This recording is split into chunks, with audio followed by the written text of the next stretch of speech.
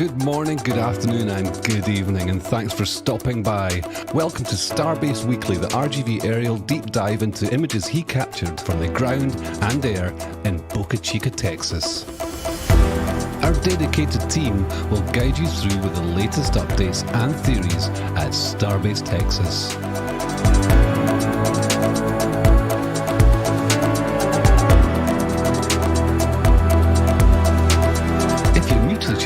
Be sure to hit the subscribe button and the bell icon for future streams.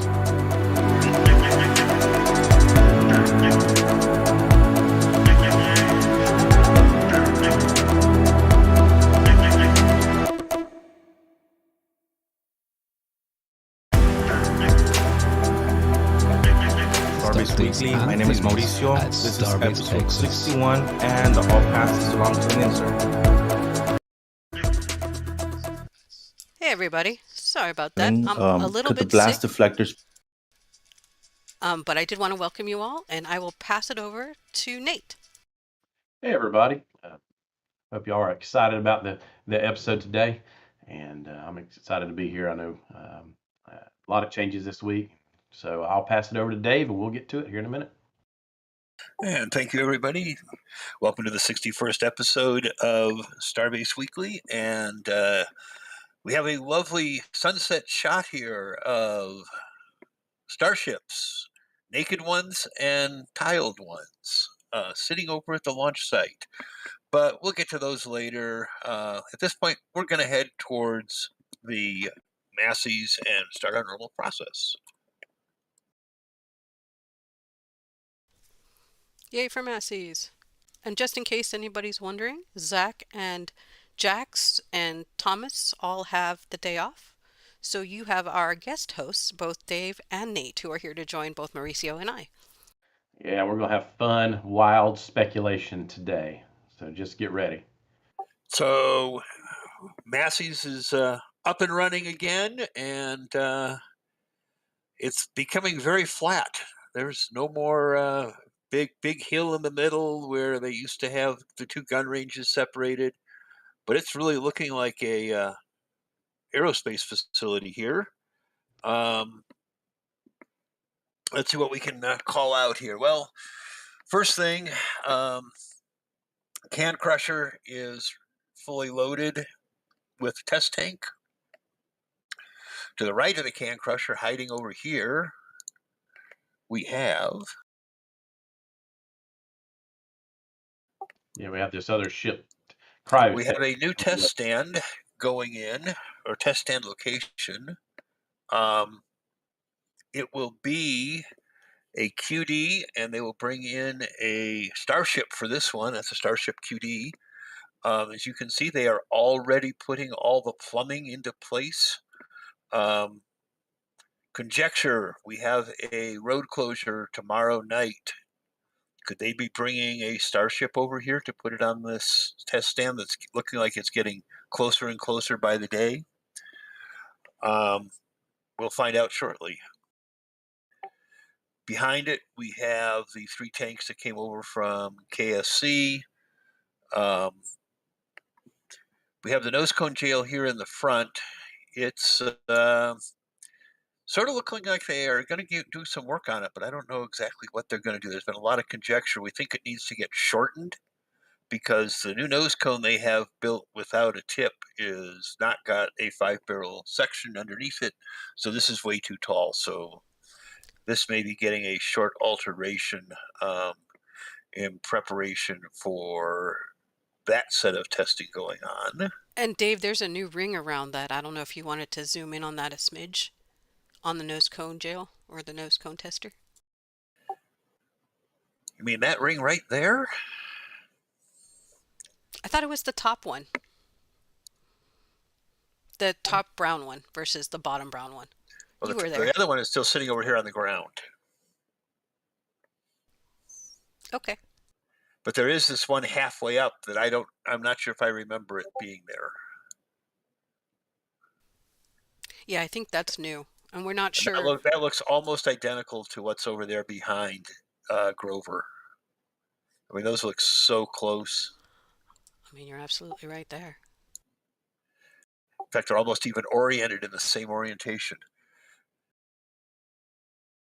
Yep. They lifted that nose cone today onto the base over at Sanchez. Yeah, I saw the crane. So that should be something we figure out soon. We should have some photos of it soon with them. I would expect on the next overflight we will have much more to talk about once again. Yep. So I'll go a slightly different look here. What do we have from this side? Well, we have something new right down here. They need more power, so we got. It looks to me like if it's not the exact same one, it's another one of the United Rental large generators. This little tiny one they have over here probably wasn't going to be enough for much more. So this little tiny generator is what they've been running on. I think they decided to need to go up to the megawatt version. And we talked about this last week. This is a drain line. Looks like they're getting ready to put some scaffolding or something in here. We have this whole valve assembly being assembled, and we got a whole lot of control panels along the edge here.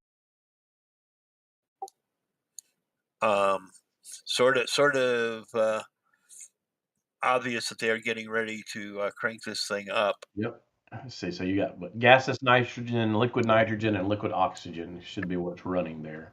Yeah, and if you look over here, we've got 2 more posts that are probably going to go over here where there is another pad about to get built. Hiding under that dirt is a whole lot of caissons ready to get another large pad like this. I'm wondering, because they put these 2 containers on the end of this tent that they just emptied out, whether they may be building a little more protected welding area from what they already had.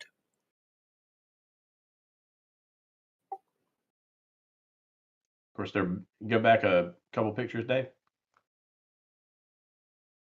And they're building. Oops.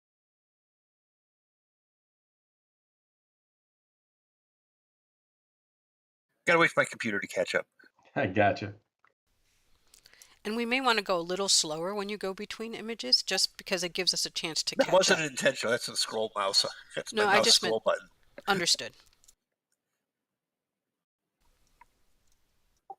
So over here, something else, 2 things happening. Over in this area, we have another bermed in area being built for some reason. Not quite clear what that is about. But they do have a new pad being poured here at the end of a trench. going over to the valve area, like they might be moving these tanks there, maybe. And then something I just spotted while we were getting ready is we have two of the Movac trucks up here on the service road. Looks like they may be actually recycling the vacuumed up water and purifying it and reusing it. So this is a good comment you make, because this was a conversation of debate last night. Are the Movacs taking water to the black containers, or are they taking water from the containers, or are they dumping water into the river directly? I would guess that they can't dump it into the river directly because it's considered contaminated water, and that would be illegal dumping. Exactly. But we do have a full reverse osmosis water plant here, as far as we know, and it would certainly be capable of purifying vacuumed up rainwater, which is a large part of what these Movac trucks are handling. So you're saying they're taking the rainwater to the reverse osmosis containers? Yeah, and then I think we turn around and it shows back up in the United rental or the semi-trailer water supply trucks and water spray trucks. And like this Thomas? One right there. Where's Thomas when I need him so I can go, ha? He'll get back to you when he sees the video stream. He actually said that he thought they were taking water from there, potentially. I wouldn't see why, because those tanks should be pure water, and I mean, but conceivably, yes, it could be the brine they're pulling off, but I wouldn't think they need two trucks worth. Whereas there is a need for them to have a water disposal capability, and they could certainly do some purification here. We also have a very clean set of shelves here. I think we all have a feeling those are not long-lived for this area. That was from when Massey's was a temporary storage area for material that hadn't been collected. Unfortunately, it's now become a working spot, and all that material has made its way over to Sanchez. I like how you say material. Material. You sound like Madonna. Material. Sorry, you were saying. My apologies. So it's interesting that we've got an area that they dumped everything into. 6 months ago, Massey's was the scrapyard, and Sanchez was all nice and clean. Now Sanchez is all the scrapyard and the inventory area, and Massey's is all nice and clean. It's SpaceX. Just wait a while; they'll change their plan again. It's what we do best. What I noticed when I was out there, that they started to bring in a lot of dirt. There's new piles of dirt on the road. Unfortunately, I don't have a shot of that, but possibly a signal that they're probably going to widen up that road leading up to Massey's a bit more, or either that or level it off a little bit better. So now we've looked at the aerials. Here's Mauricio from his parking spot. Seeing the road into Massey's. Now, one thing you can tell here is they haven't really done much about power, because there's still just that single power line coming down the little road there. So I think that's the reason there's that big generator, until they can put some actual power into this site.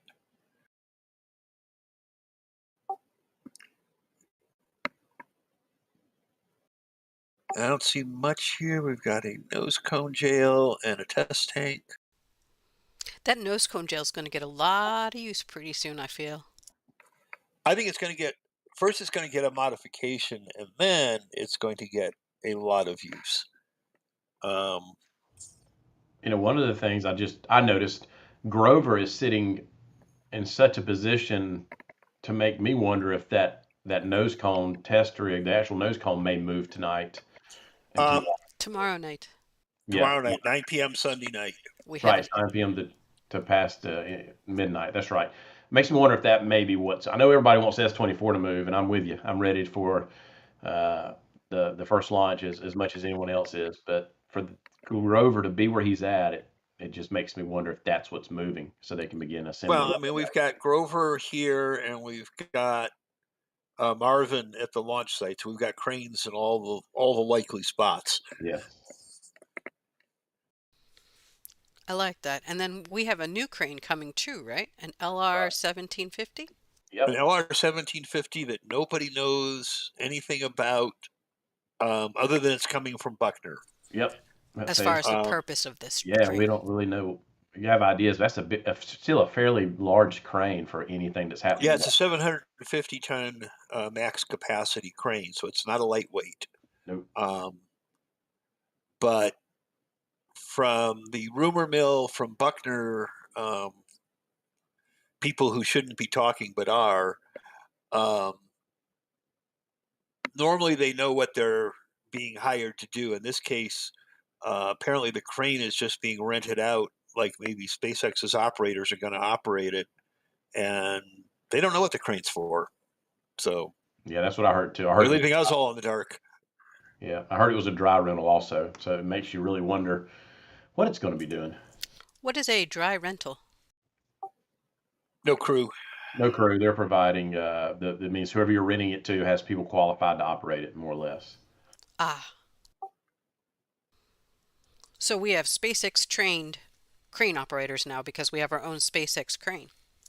Well, Yeah. we've had SpaceX trained operators for the Groves, but now, yeah, we certainly have Marvin's operator who can pretty much operate anything that big or smaller. Yep. Interesting. You don't think he's like a guy from Buckner or something that we converted to SpaceX, do you? He could be. Yeah, we met SpaceX very well could have hired him away. Are there no non-compete clauses or anything like that? Just out of curiosity. We're in that's the construction industry. Absolutely not. Oh, okay. Nah. Skilled labor moves around depending on what the job is, almost. Yeah, for a crane operator that operates a crane that large, the draw of being able to actually put down roots and stay somewhere probably, I mean, would be attractive to a lot of them because usually they're somewhere for a few months and then they're somewhere else for a few months and so on. So And there's only a small pool of these people who are able to drive these large cranes, correct? That's a pretty decent yeah, sized pool, but there's still a limited pool. yeah, Fair enough. I would say it's just a busy group of people because those cranes stay rented out for the most part. Okay, so there's a really pretty picture of the Stand. QD, which already has the QD on it. And Yep, the piping. got Do a you lot see of the the And piping? and the piping is getting close, yes. So that's the type of thing that makes you wonder if something for this to get connected to might be showing up very soon. Like In fact, like a what? like a Starship. I don't know Yeah. if we have a candidate Just right now that could come out here other than one of the ones that's already 25 or 26, possibly, but I don't know. Yeah. Well, so Probably looking at this, we've got the end of the cryo pipes right here, and we got the place they're going right there. So they don't need to hook up too much more and have that all connected together. I have a feeling So 27 and possibly 2026 may be the first candidates to use this cryo station. And which one is your favorite, Nate? 27? In regards to using this cryo station, In regards to your favorite ship? 24 because it's Oh, going to 24. space. Because Yeah, it's going I'm where, team sorry? 24, y'all. I'm team 724. I mean, that's I think they're going. I know a lot of folks think that Booster 9 and 25 or 26 may be the actual ones to perform their first flight, but I'm 724. They've got so much time and money invested. That's what I that's I me. mean, after all that 7 and 24 have been through, the fact that they haven't been scrapped Yeah, is quite the indication of something. that's right. That's those robustness changes they made.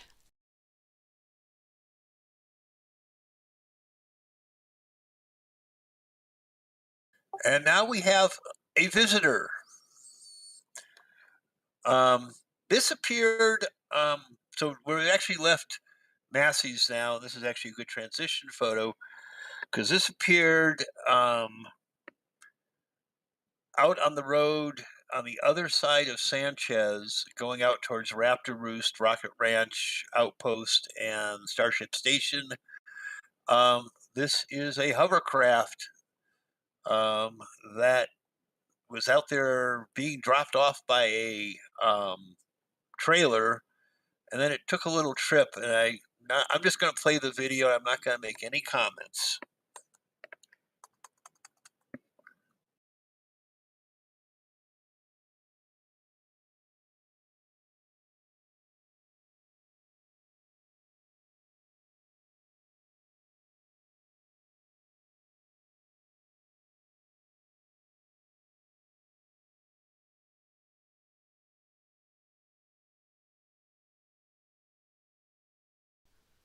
It's the little engine that could over here.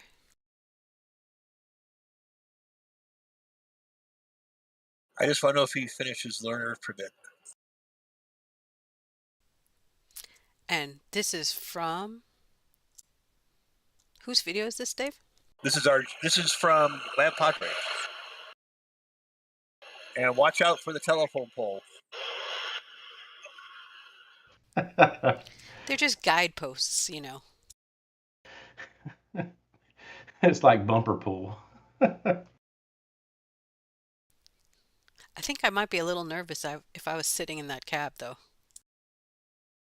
He hit it hard enough that it came off of the air cushion and had to reinflate itself. But to his credit, he does it. Oh, I'm sure it's not trivial to operate at all. Not at all. This is why you and I would be passengers, my friend.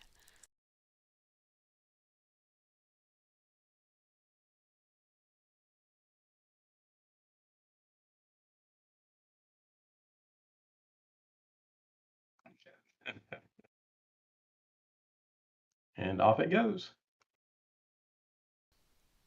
And this is the water that's on the side of Highway 4, correct? It's not actually the... Right. So right now we're looking at that's Highway 4 right there, where Lab is driving on, and the hovercraft is actually going towards the north. And there was quite a bit of wind out there, so that probably explains why he was drifting a lot. Yeah, you can really see the white caps on the water now in the video. What's crazy is this is all flooded water, right? This isn't actually normally a water area. I mean, it depends on the tide situation, but usually, like when it's this windy, the water tends to push more inland than before. Usually happens during cold fronts or just when it's just weather conditions when it's windy, for the most part. I love that Lab races races the hovercraft. That was too cool. Dave, you there? I is here. I just want to get back to the slideshow. And so Thomas had a question if this was the number 2 of this size hovercraft or if this is still the first one, because we know they have one. He wasn't sure if there were 2. I don't know. The only way we're going to know is if somebody can get a shot of them and look at the Texas registration number by the front windshield there and see if they're the same number or 2 different numbers. Well, we have the lovely Jessica Kirsch in our chat, so she might just have heard you. Who knows? So anyway, yeah, this was it was a little exercise in driving practice.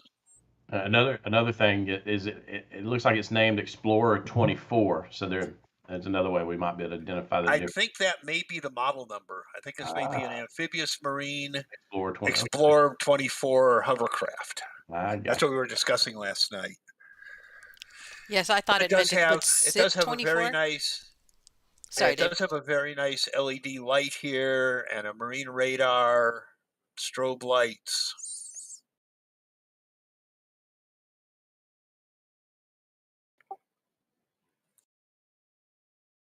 And we presume it was headed over to South Padre Island, right?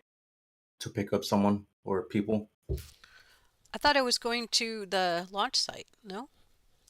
It was going north. Yeah, Marie said that's what we would assume. There's kind of a setup over there they go to. I can never remember the name of it, but yeah, there's a campground and stuff I think they go to and ferry people across. Yeah, they go to the South Padre campground, and then they come back and they go to the hovercraft pad they built in the village. Yep. Ah, yes. So here we are at Sanchez.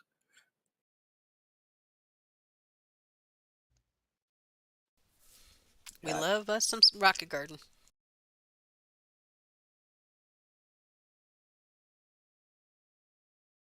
We got what? 15, 20, and 24. Is that right? Yes. Is it 24? Yeah, that's 24 in the middle. Yeah, 24 is in the middle, getting its nose worked on to get its final tiles over the lifting points. So then, Nate, you think they're going to move 24 from the rocket garden? Yeah, so they can't. Yeah, 24 is in the rocket garden because they had no high base space for them with 25 there, so they just stuck him in the rocket garden because all they had to do to him in theory was put his tiles on the nose.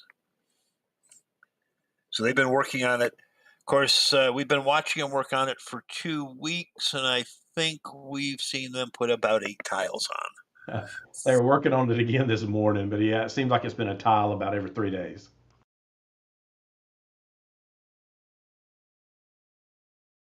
I think if we watch it today and then during the day tomorrow, if they get that area tiled, that would be a good indication that 24 is what will move Sunday night. If they continue to just take their time, then 24 is probably not moving yet. So here we are looking at just past the rocket garden, and we have a couple things going on. We talked about this last week. They're putting on a lot of rebar in this area here to put a pad for something in. We do have these 6 cooling towers waiting in the same area. We have a couple kettle boilers. We have these are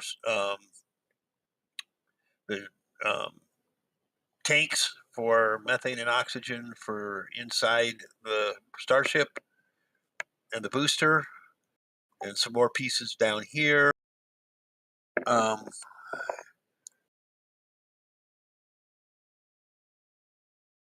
We have a little bit of the large pipe that we think may be deluge hiding over here. Scattered all over this area are valves that have been just sort of accumulating there, down here, down here. Dave, when you talk about the pipes for the water deluge, these are those big... These are like 24 to 36 inch diameter pipes here. But yes. It's not the one with the multiple prongs coming off of it? These particular ones are just raw pipe. Okay. This is raw material. It hasn't gotten anything done to it yet. We'll have to go to the next photo to see where they're working on the pipe. Nice overhead shot. There you are. And we have one multi-ported pipe here.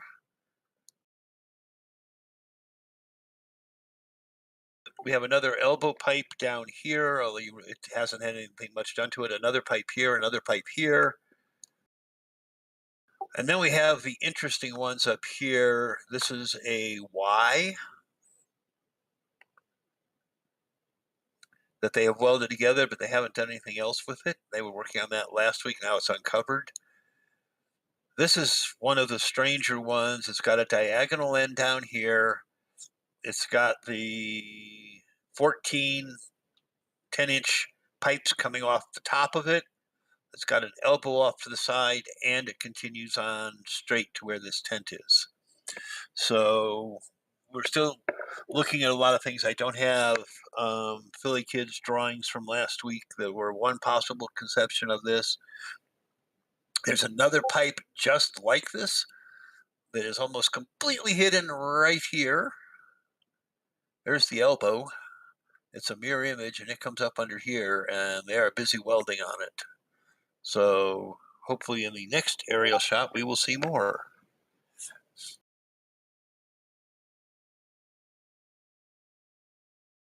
I'm trying to see if there's anything else. And of course, here we have the BFC crane that has been sitting here for 2 years now, or so it seems.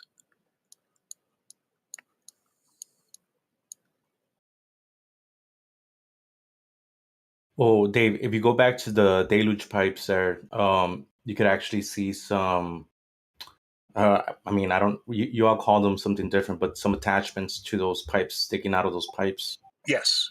Um, there was over to the right hand side.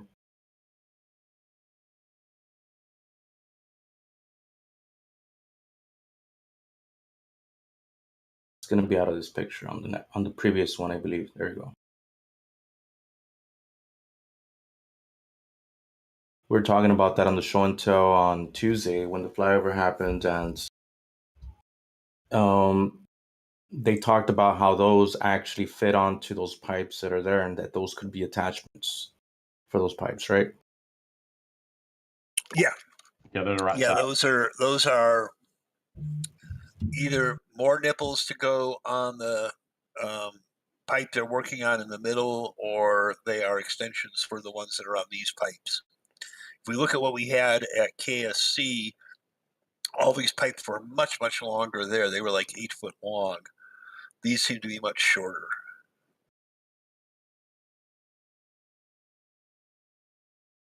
And then below them, we have Hey, a Dave, do couple those of have transport elbows on them? stands.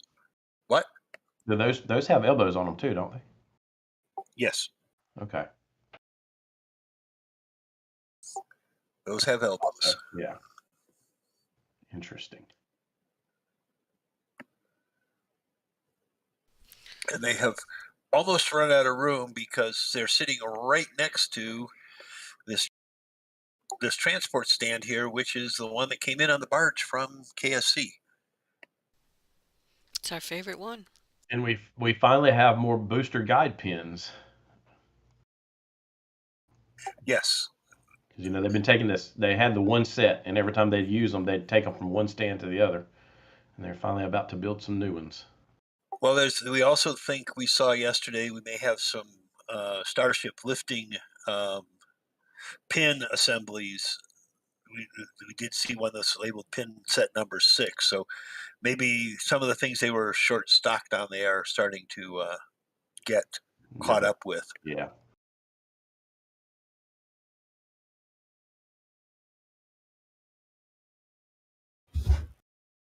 Going back to the conversation on the deluge pipes, you don't have to go back to the image, but you can keep going. But what's the consensus on that? Because I know Philica did a rendering of what it could look like, and his drawing placed them above the ground in a vertical manner, but I know Zach puts them at under the ground, right? So there's two options for that. Yeah, that's you kind of have team above ground, team below ground. Thomas was talking last night when we were doing the show and tell. Team halfway below ground. Yeah, team halfway below ground. I don't know. If they go below ground, it's going to take a big.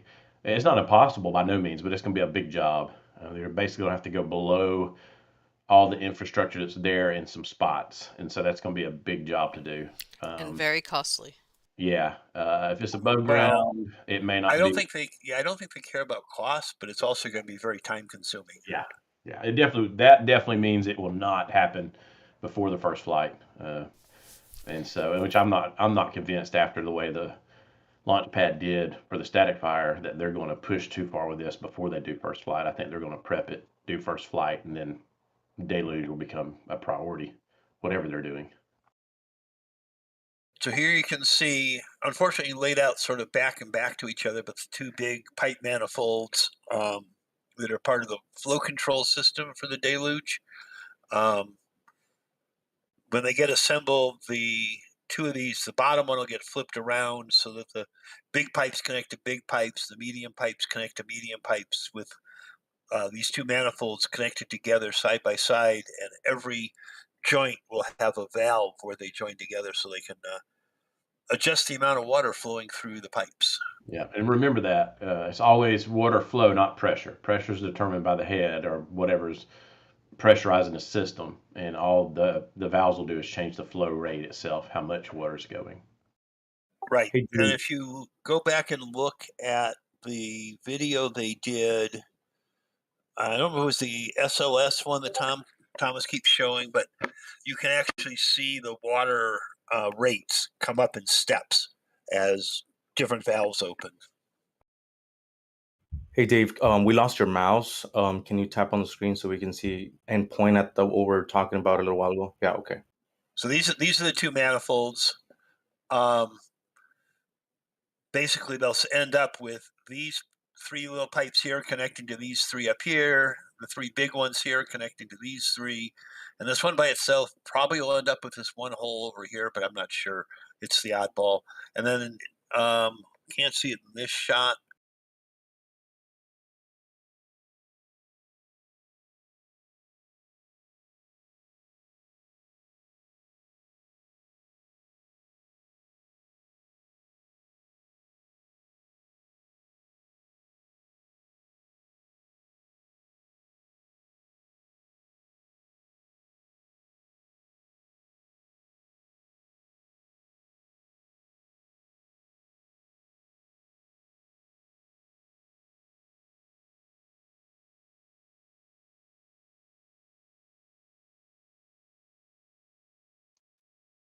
If you look carefully at these pipes, there are a couple of little, like right there's a little tiny pipe coming off the side of the big pipe, and same down here. So there's a lot of little plumbing here that we're going to have to figure out as they start putting this together. More of a mystery for us. This is that other deluge pipe I said that they had the elbow welded on, but they haven't done anything with it since then. That was done about 2 weeks ago. Yeah, you can see the little pipes in one of the ground photos later on really well, kind of hanging out there like a little pinky.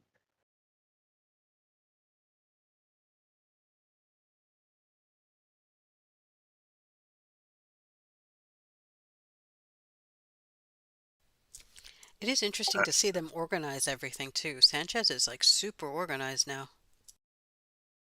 Well, except outside the stock tent. It's interesting in a lot of areas to watch it kind of come and go. Places You want to talk about organization here, Yeah. Indy? But I mean, considering the way we've seen it, it looks Oh, pretty yeah. organized. I mean, But, I yes, mean, they have a lot of stuff. What's but- really interesting is so much of this, we recognize most of this pile of stuff. It was all at Massey's. Yeah. But it was all over Massey's. Yeah, it was. Imagine being the inventory control person trying to track all this stuff. Well, they just use our photos and then they mark them up. I mean, that would be smart. Especially because we do them weekly. So Well, we've got I mean two Mauricio. two methane supply trucks to supply the generators here. All of this is just a radiator to cool the diesel engines on the generators. It has nothing to do with cryo.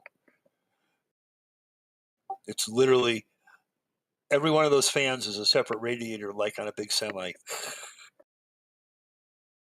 It's amazing how long it has been since they brought all that in. It seems like it was forever ago.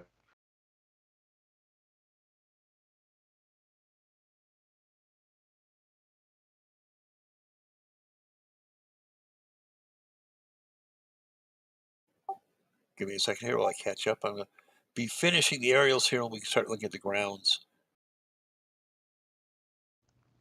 On that picture right there, if you can stop there, it looks like you can see where they've excavated across this kind of street of the Rocket Garden. See the square in front of ship. This right here? Yeah.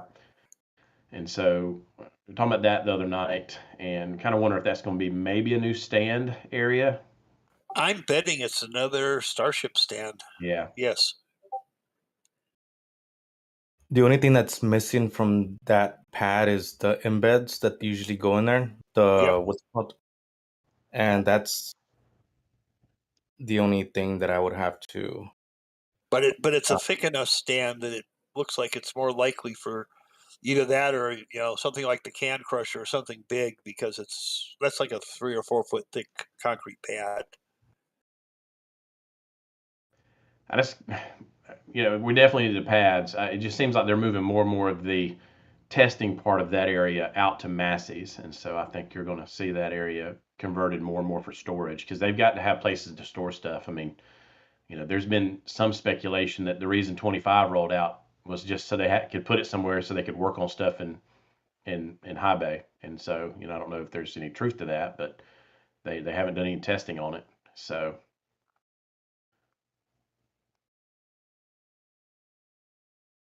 So let's see what Mauricio got on the ground.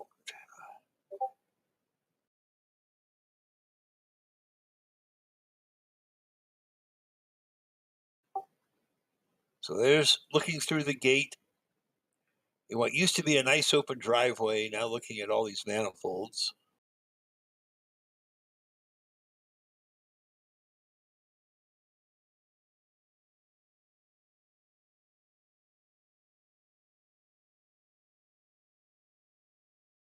That's a valve right there.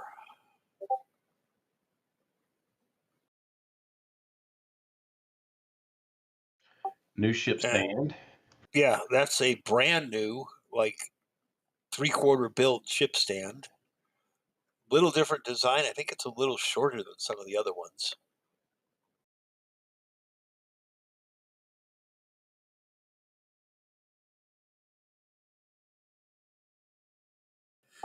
There you can see where this pipe here and this pipe here um, are hiding amongst all the big, huge pipes that make up this manifold. So we've actually got two manifolds here. You can sort of tell from the angle here, these 3 pipes here and these 3 are part of one, and these down here are part of the other. Because they're different length pipes, they lay on the ground at different angles.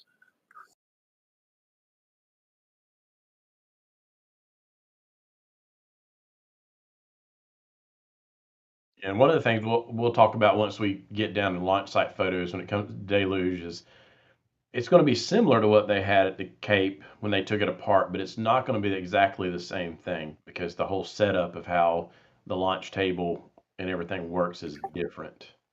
Yeah, we don't have this. The biggest problem is compared to the Cape, we are so cramped that everything is piled on top of one another, whereas at the Cape they're much more spread out. Yeah. So here we have a booster stand, Booster and 8. it's got the pins installed, and they've been working on it forever. The aft section of Booster 8, what's left of it. Of course, you can see where it's donated a couple HPUs to Booster 7. And then over here we have a new stand, and Jax's opinion is this is probably a construction stand and not a transport stand per se, meant to hold the bottom of a booster in the early construction stages. It doesn't have these big clamps on it. It's got smaller ones. Yeah, it looks like a work stand. They've got some similar ones already. Yeah. And then here we have a little crane. This crane is not staying on the site as far as we know. This crane is here from Buckner to assemble the bigger crane that's coming. So this is the helper crane for the crane that's on its way, the 1750. I wonder what we'll name the 1750. No. I don't know that somebody in chat will start working on that problem shortly.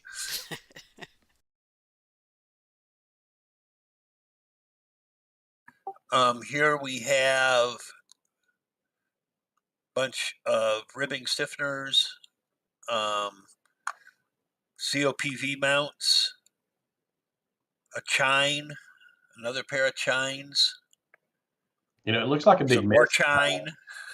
but they've actually got a lot of this stuff semi-organized now. There was a time where this stuff was literally just laying everywhere. It was almost like, here, let's just put it here. And they've slowly gotten the inventory kind of managed to some extent, much further along than it was once.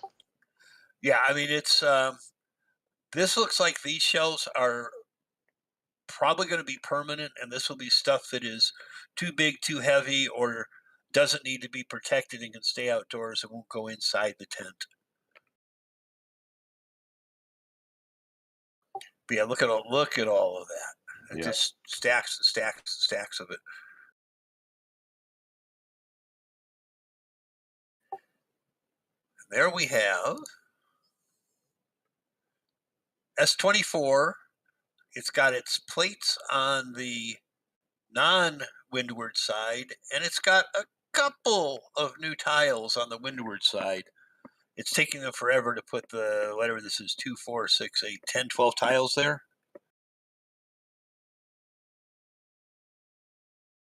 And of course, it's hard to know what's going on the other side, but I'm sure it's similar. Got some tape.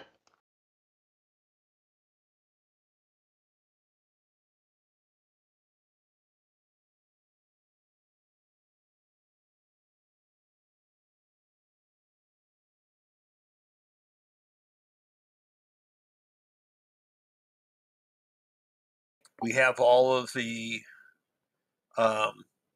flight data recorder, emergency data recorder modules installed. And yeah, we're not going to talk about this lovely door knot. The once was the door.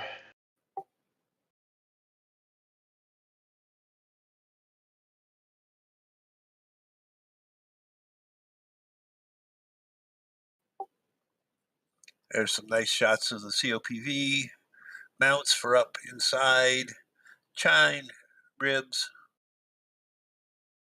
You can see where they cut those ribs some now, where they've lightened them a little bit. Welding gas, another chine, another chine. I'm not going to comment on the state of this crate, but let's just say it's seen better days.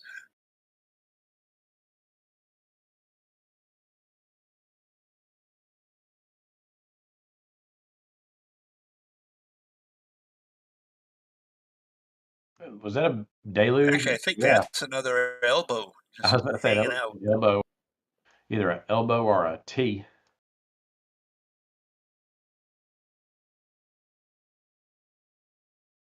So now we're on Remedios, looking in towards the gasification plant. I know this spot well. It's one of my favorite spots to look and see what's happening in Sanchez.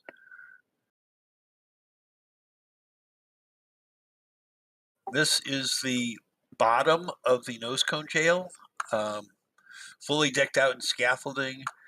It has the center column assembly that when we get to the next couple of photos, we'll see has hydraulic cylinders on the top to pull down on the top of the nose cone, or things on the inside of the nose cone. We're not quite sure.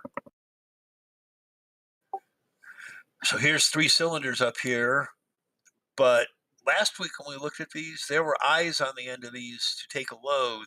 Those have been unscrewed, and now these aren't ready to get connected. Somebody's working on them. And they're missing those eyelets that were there last week. That's right. Yeah, that's right. Yeah, there's 3 screw-in eyes that should be in the ends of the load cells here, but somebody took them off. Yeah, Thomas was saying they might have been repurposed for something else for temporary reasons. And then down here we have the marvelous nose cone adapter jig that was used with 12 in the original nose cone jail, and we suspect it's going to get used again. And here's a beautiful shot of it. It's got a huge eye bolted on the top of it that comes down inside right about here, that they can connect a hydraulic cylinder to pull down on it. Yep. And hiding down here where it's been for months is the cover that would bolt over this hole.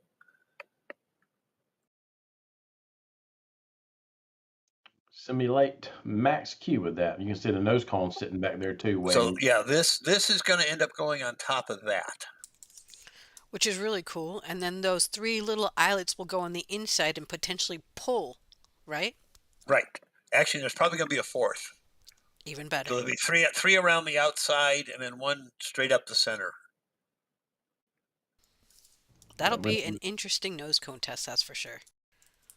Of the likes we've never seen before. And then here, somebody hasn't returned this to ST33 after they used it, but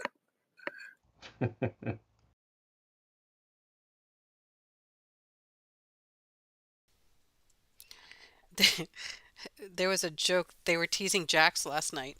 There was apparently conversation that this type of nose cone is more rounded than 26, for example. And then Jax was like, yeah, that's going to happen because of the tiles. The tiles are going to make it a little more rounded, but the nose cones themselves are the same. the sheet metal part is, it's the stretch form nose cone. It hasn't changed. Slightly different than the old nose cone, but yeah, not really changed the pointiness of it that we know of. Yeah, I just think it's funny when Jax gets exasperated. It's very funny. I think that Here's was our 28. old kettle boiler with the rubber insulation that's really tired. This, I believe, is the same size kettle boiler as we're using at the launch pad now.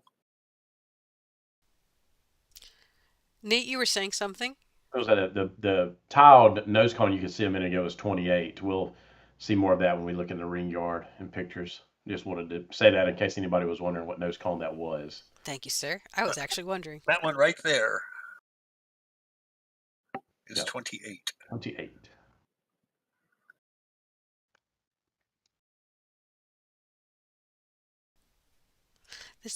When do you think they'll do the nose cone test? This week? Well, the question is a nose cone going to Massey's tomorrow night? Yeah. Or is something going to the launch pad tomorrow night, but there's no place to put anything at the launch pad? Should be interesting then this Sunday night. Yeah. I mean, the only thing that could really go to the launch pad's 24, which means it's going on top of 7. But that's assuming we think that 7 is ready. Yeah. So here we have the evidence they should have at least 6 sets of these. That is set number 6. And then all over this nose cone, as Jax was pointing out last night, we have got strain gauges measuring distortion in various places all over The nose cone. And he counted 17 just on the one side. Yeah, There's a lot. And then the other piece was the whole lifting points, right? Yeah.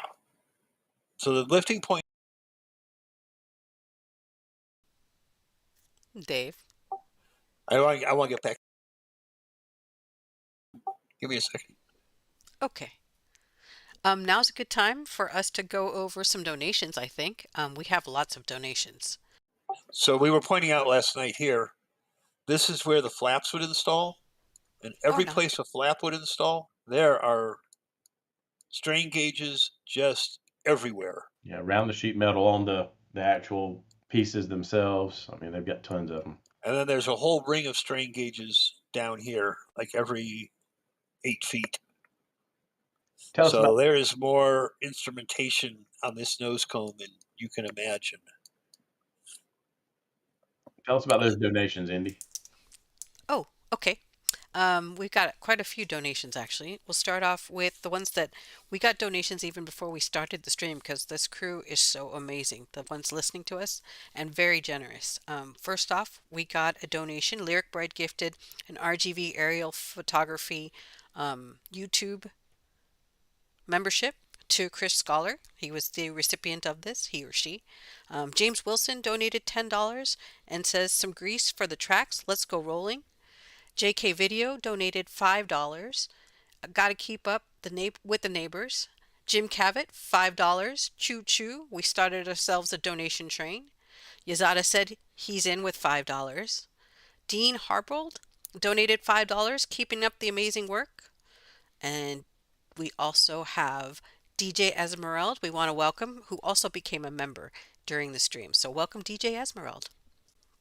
Oh, and there's another $5 from Jim Cavett. Thanks, RGV, Aerial Photography and Crew, for another great week. And then Scat 1975, 10 pounds. Much love, RGV crew. All aboard the donation train. Scat 1975, thank you so much and hope you are feeling well. And those are all the donations. Mauricio, did you want to ask some questions? There's not that many questions coming through right now, unfortunately. But if you do have a question, do the exclamation point question and then your question, and we'll go ahead and read them out throughout the stream. I was just looking. Stephanie pointed out that for people that were watching Labs cams this morning, this nose cone has been lifted up and dropped onto the nose cone jail base assembly in Sanchez today. So, And they haven't tested a nose cone like this yet. So there is some thought that they want to test this before first launch. But I kind of wonder I kind of think it's just going to be whatever happens first. If they're to the place where they can launch, then they're probably going to launch. But if they, have the time to test it first, then they'll test it first. I think they're pretty confident in it. But I wonder if this is what's going to move tomorrow night. So my question here is on the nose cone base that you're talking about, Dave or Nate. That needs to get transported to Massey's as well, right? The base, that particular, not that base. yes.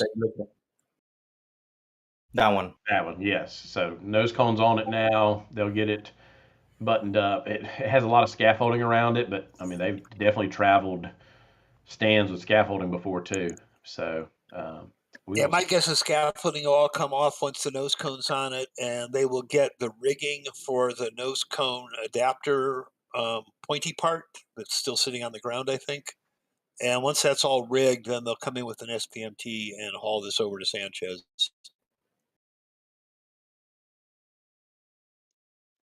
And of course, the other idea is 24 that will move. And the only place they could put 24 besides ultimately lifting it on Booster 7 is there is a ship cryo next to the launch site, but that limits the amount of testing you could do if you have more testing to do with B7 because of it being so close. So the good thing is we'll find out tomorrow night whenever they move, whatever they move.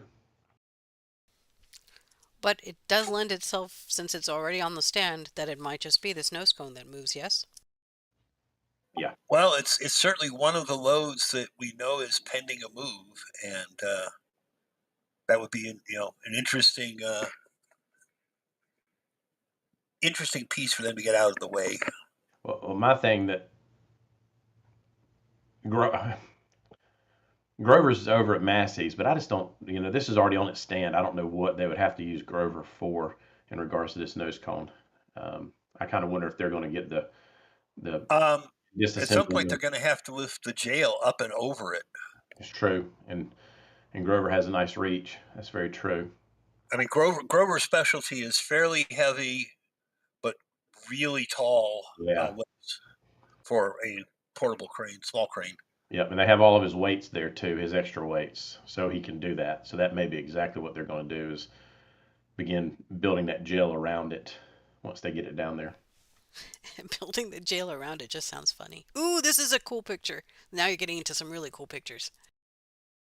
Well, we have bits and pieces here with chunks missing. Well, the coupon crew has been hard at work. I love me a coupon. Yep, taking that metal to do sampling. Well, I think there's obviously where they cut those coupons, there's a interest in this weld right here.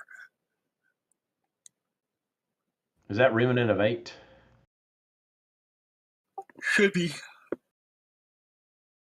I thought.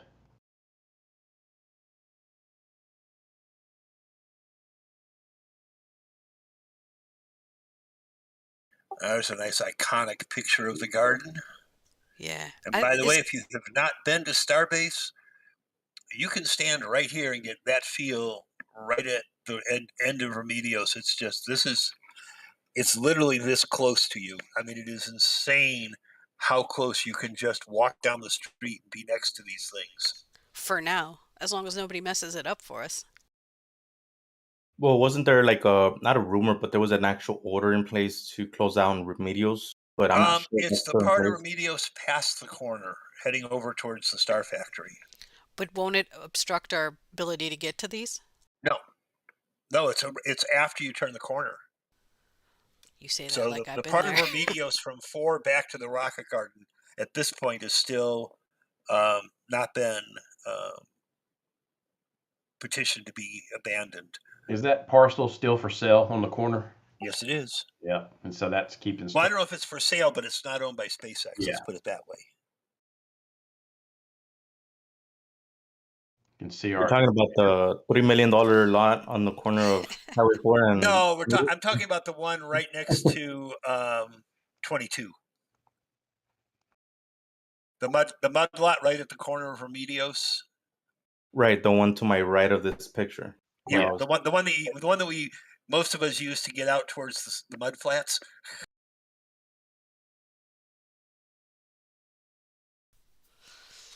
Still pretty cool. Oh, look at this. Or there was. So there's the nose cone with things like its pins that never got used, and it's communications antenna that will never communicate. Well, it was there for a purpose, Dave. It served its purpose. Welded shut vents. They don't want birds, building homes and whatnot. Those birds are not scared anymore. I don't know if y'all have noticed, but those birds are not scared. Grackles are never scared. I don't know, man. All I know is those birds have. We are on their land, and they're letting us know. Lived in Fort Worth long enough that those birds aren't scared of anything. I am amazed by the fact there's no animal in that area. I mean, the turtles aren't scared. The birds aren't scared. We're the only ones that are scared. Well, that's a good thing. I would agree. Well, I don't know. See where We space. should always be aware of Mother Nature around us and not be oblivious to it. It's true. No, I agree with you, but I don't know if it's good that the animals are not scared.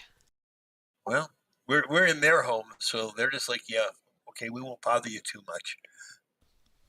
Until we fly into a starship. Yeah. Or they fly into the windows on a high bay, or who knows what. Right, especially because they're used to flying through the top of high bay at the moment, or wide bay at the moment. So we got a couple of questions before we move on. Okay. First one, Cosmic asks, what is the lifespan of S24, S27? Maybe we can answer that now or later on. And actually, he changed it to S26 and S27. Well, 26 and 27, which we haven't. Well, 27 is still being stacked. 26 is the naked Starship in the launch site. I think at least 26 is very likely to be launched. So if 24 does decently well, 26 will probably be the next thing to make a trip. Yep. There's some thought that 26 is going to be some sort of fuel depot demo, not a transfer of fuel from one ship to another, but just a transfer of fuel from one tank to another. And then there's with 27, it's got a payload bay, and it looks like it has a slightly redesigned payload bay, so it won't have the same mistakes that cause 24 and 25s to get welded shut. I mean, mistakes is a word that we try not to use. I would say it's an iteration. There we go. Here we go. Engineering changes. There we go. Yeah. Everything goes through iterations. We all work towards continuous improvement. Payload Bay 2.0. And so I would agree with Dave. I think 26 definitely is the next to fly.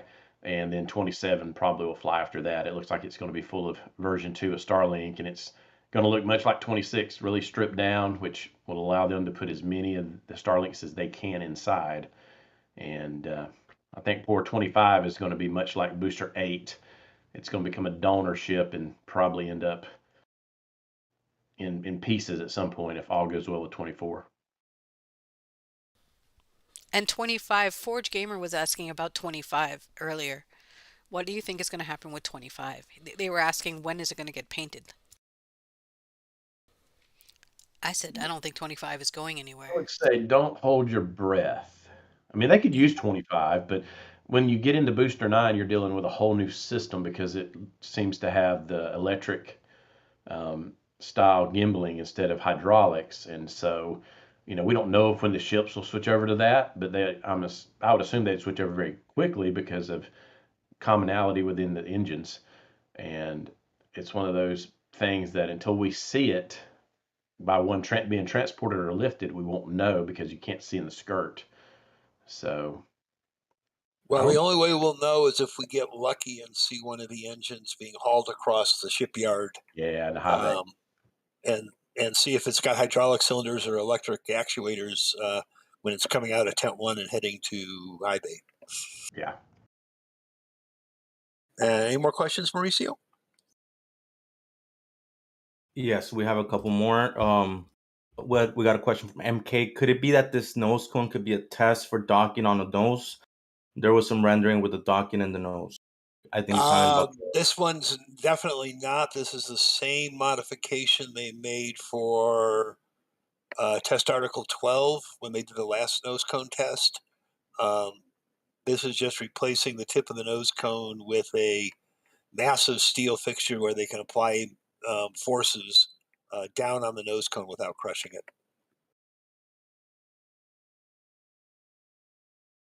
All right. The next question is from DB. Is the gasification plant operational? If yes, what are they using it for? Yes, it's operational, or yes, it is functional. As far as I know, it's still only being used for pilot production. It's not in continuous production. I think that mostly has to do with they don't have enough power. So they are running it sporadically just to refine it and make changes to it.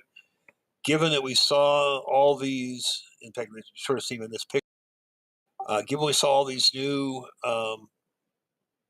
cooling towers here, it's likely they are getting ready to expand it, add capacity to it, and so it's going to go through another mod cycle, it looks like. Because it's SpaceX and we can't leave nothing alone.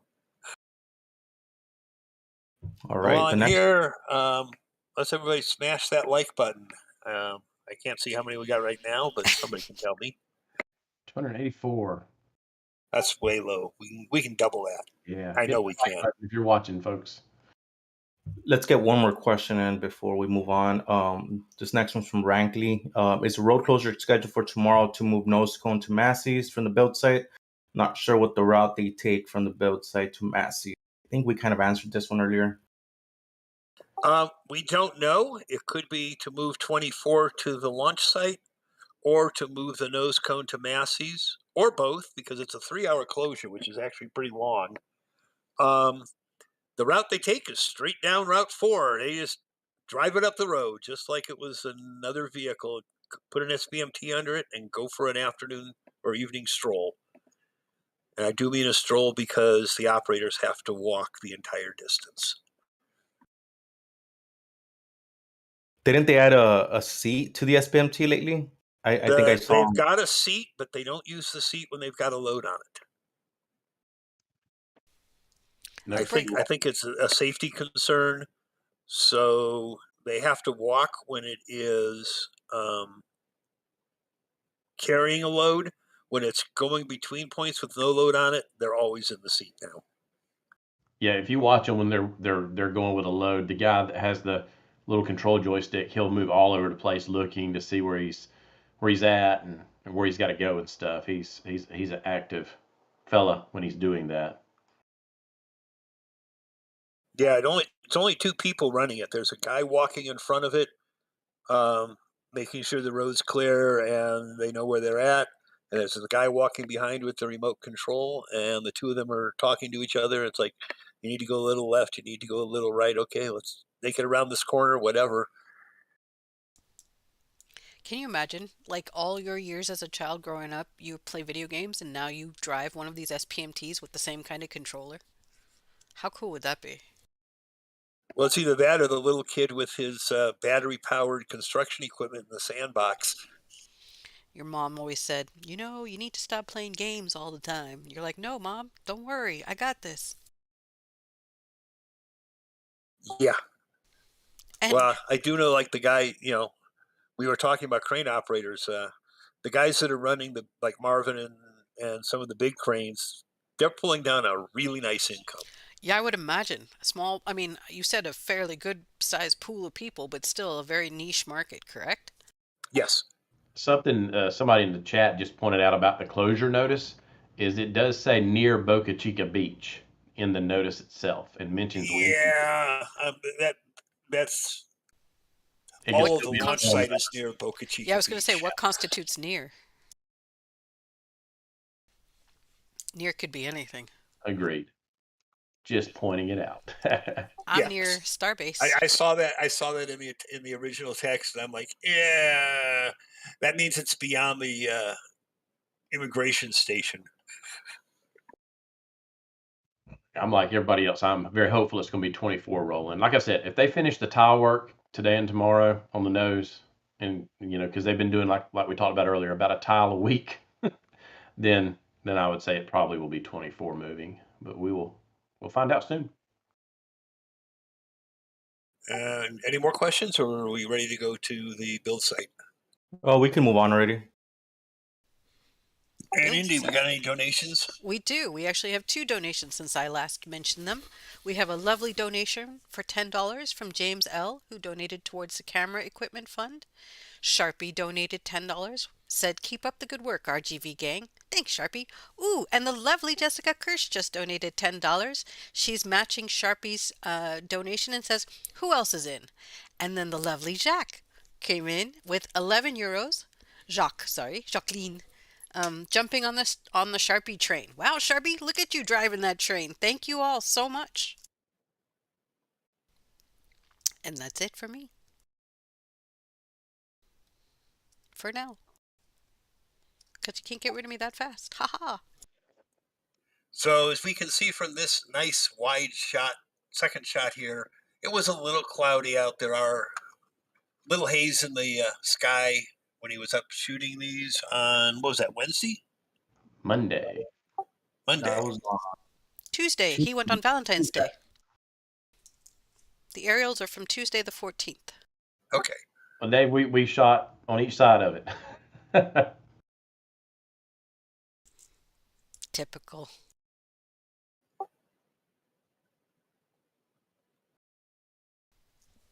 I named the aircraft Love for that day. Hey, how was your wife's birthday real fast? I went pretty good. Yeah, it went good, and I told her about all the donations and the flower funds and all that, and she was pretty happy about that. So I appreciate everybody that donated towards that. Thank you. So we were talking about Remedios. The part of Remedios that was abandoned is this piece down in here, which doesn't really affect those of us that go down and watch starships. So it was like from this line over to the Star Factory. That was what SpaceX took, along with Julia, which is this one. And there's a road here. There's like 4 little roads back in here that were really not accessible. So their abandonment didn't really affect anything. This property is not owned by SpaceX, so at this point they have to leave access to it available. So that's our saving grace for being able to get down to this corner and look at the rocket garden.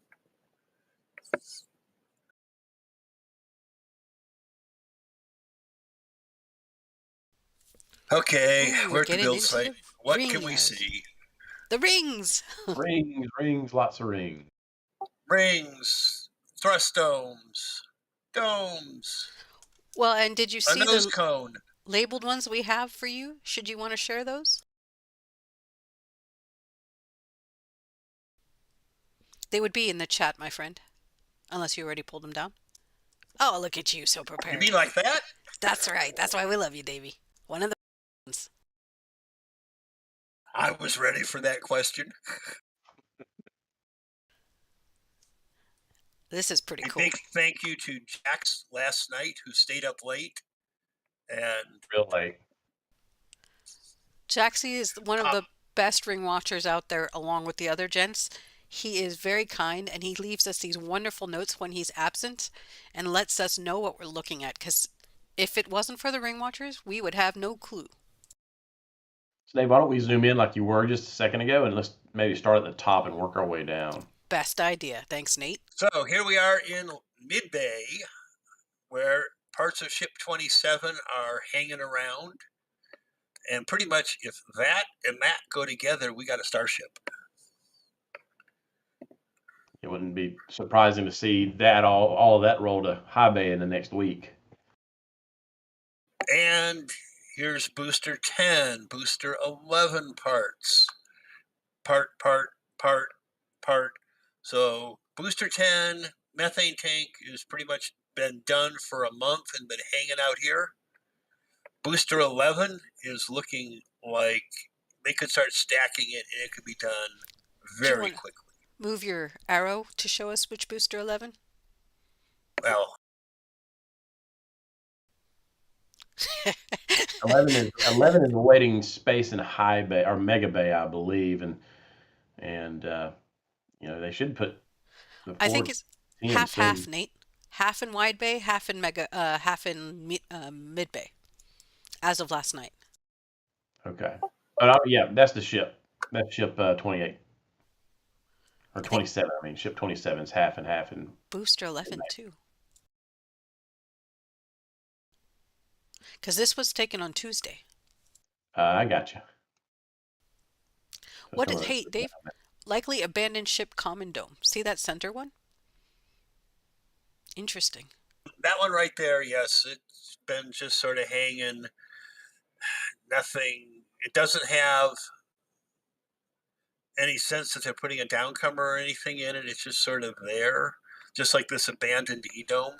So abandoned just because we haven't seen any activity on it anytime recently. Or we haven't seen anything that we would sleeve it with that needs to be sleeved for anything we see coming up, I think is what Jax is. Yeah. And the ring watchers are talking about. But we do have ship 28 because, you can't slow down. Already got a nose cone. Already got tiles on it. I like the ring with a bunch of holes in it on the left. You mean this one? It's a coupon special. And then this is the one that's got the weird top plate on top of it for like structural test or something. Which makes sense because they're couponing the heck out of it. And just in case you can't keep track of numbers, yes, this really is most likely ship 32's half sleeve.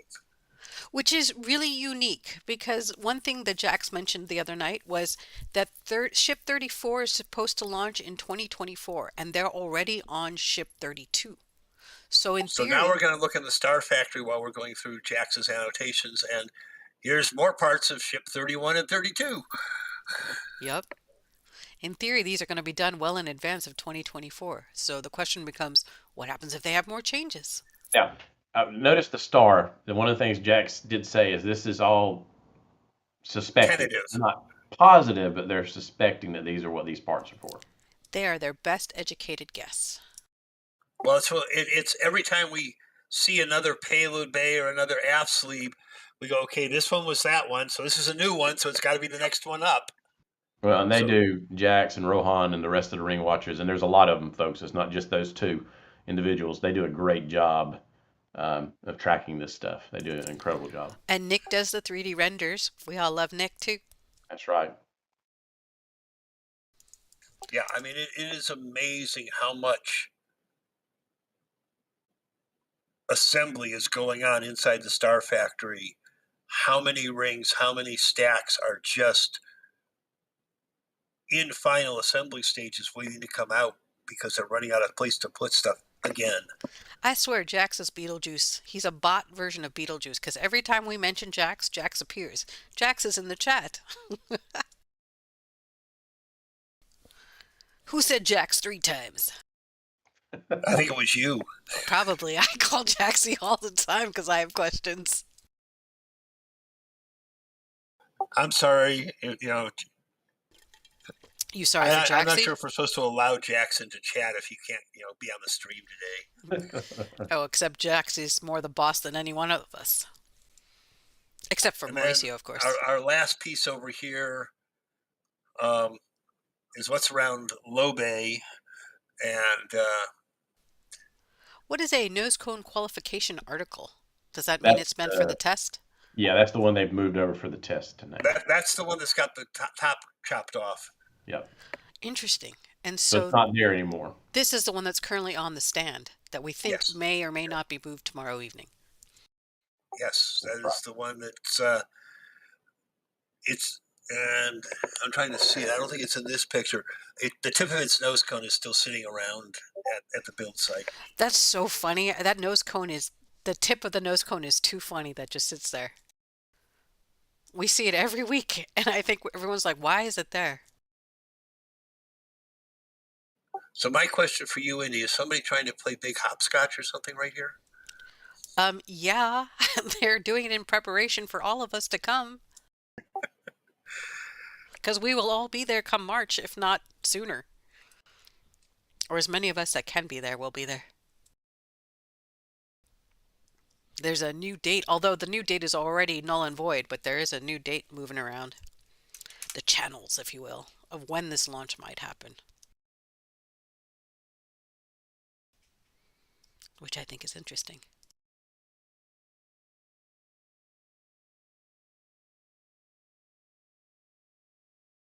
Now back to the build site. Now that we've taken our little labeling diversion and Jax has shown up in chat to correct everything. That's what Jaxie does. He comes through, he cleans up, and then he moves on.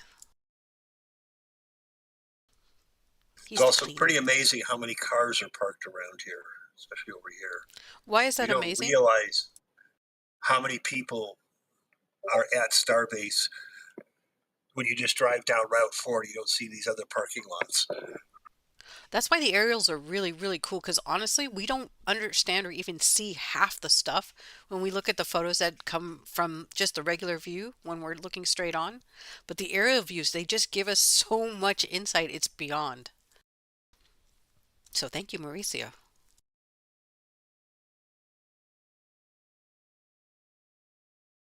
We still had, I believe we've seen people up repairing the 2 holes in the roof from last week when they were putting 2 new bridge cranes inside Star Factory, because apparently the 3 bridge cranes that were in there weren't enough and they were causing them to slow down. Of course, if they speed up much more, I don't know where we're going to put all the rings they're making, but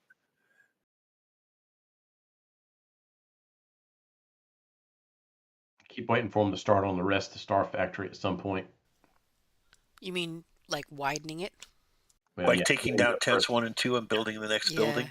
It is interesting when they're going to do that, because we seem to be like psychics. We know something's coming, we just don't exactly know the time frame, because time is very relative. Same with the water deluge. Well, they cleaned out the alley, and at one point it was like, okay, they've cleaned the alley out, but then they didn't move any further, and they haven't cleaned out the front alley, the alley between the tent 1 and the container wall. It's still got a lot of stuff in it, so soon, but We've got the other hovercraft dock down here, which I don't know if they've ever used. That's a dock? Yeah, it's a floating dock. This part's actually on floats. Oh, wow. Of course, it's sitting on the dirt right now because there's no water there, but well, it's only a few feet down anyway. Yeah, and then this is the scrapyard, which looks like it's amazingly clean right now. Because they've used every part that would normally be scrapped. What's unique is how much they changed that house too, the one that Elon used to live in, that now looks like a little like stadium or something. The tiki hut? Yeah. Is that what we call it, the tiki hut? It doesn't even look like a tiki hut anymore. It's actually got like tiki torches and stuff on the porch and stuff. The guy that originally owned it had sort of a tiki motif to it. Did you say tiki or cheeky motif? Tiki, T-I-K-I, South Seas. Thank you. It was cloudy, eh, Mauricio, that day on Tuesday? It wasn't. I think it was more hazy more than anything. There was a few clouds here and there, but yeah, every time I look at a wide shot here, it just I can't stand the haze. And this is 10,500 you're at. Right about 10,500. I think we even got up to about 11,000 at one point. But You're in the 182 this week, right? right in the 182, yeah. Is that So you have the advantage with the 182. You got a little more engine power. You're not struggling to make 10. Right. I think it takes us about 20 minutes, 20 to 25 minutes just to get, I think about 20 minutes to get to 10,000 versus a 172. It was easily like 30, 35 minutes just to get up there. And with the 150, it took us about an hour and so much Wow. on the 150. So at some point, it's better to pay more for the plane rental and less for the gas. Oh yeah, I mean with the 150, we tried it. It still made it up there, but it was losing altitude that it wasn't safe to get into that TFR. So we had to abort that flight and upgrade to the 117 shortly after that. But yeah, it was a hazy day. What do we see here at the village here? Have we Well, talked so about I'm just looking. They're laying down more astroturf in the old tracking station ex United Rentals yard, and I'm calling this the tiny home showroom area. And they've got a couple more rolls of astroturf sitting over here, ready to go down. I Yeah, feel but like it's that all makes you green before it's over. say that again, Nate. I'm sorry, I stepped Oh, on you. that's okay. We stepped on each other. I said, I have a feeling other than the little kind of road in the middle, it'll all be green before it's over with. Oh, you mean AstroTurf green? Yeah. This area here, yeah. I mean, you can see there's like 6 more rolls of astroturf right there. It is interesting the way that they have longer homes, thinner homes, and then wider homes. Is that like a double wide and a regular trailer? I mean, these are I'm not Not these those. are like modular 3-piece homes. But when you look at the other ones, Yeah, they've got wider and narrower, probably about the same square footage, just yeah, different designs. and they look like the individual pieces even. The two smaller ones are on either side. Anyway, this is like a Sears and Roebuck's home, right? From back in the day. Pretty much. It may be they're getting what they can get kind of a situation too. And that's why they're mixed and matched. And here is a thrust puck Oh, that thrust. has been there for 11 months, I think now. Maybe longer. It's an older design too, right? Yeah. Oh, it's 29. 29 Raptor. So it never it's just scrap metal. Why it's still sitting there, I have no clue. Artifacts, man, artifacts. And here we have lots of electrical cable waiting to go in the ground. So those are conduit boxes? These Yeah. those are Oh, rolls those are of rolls electrical of. cable. Oh, got it. Okay, I see it now. Long rolls of electrical cable. Big spools.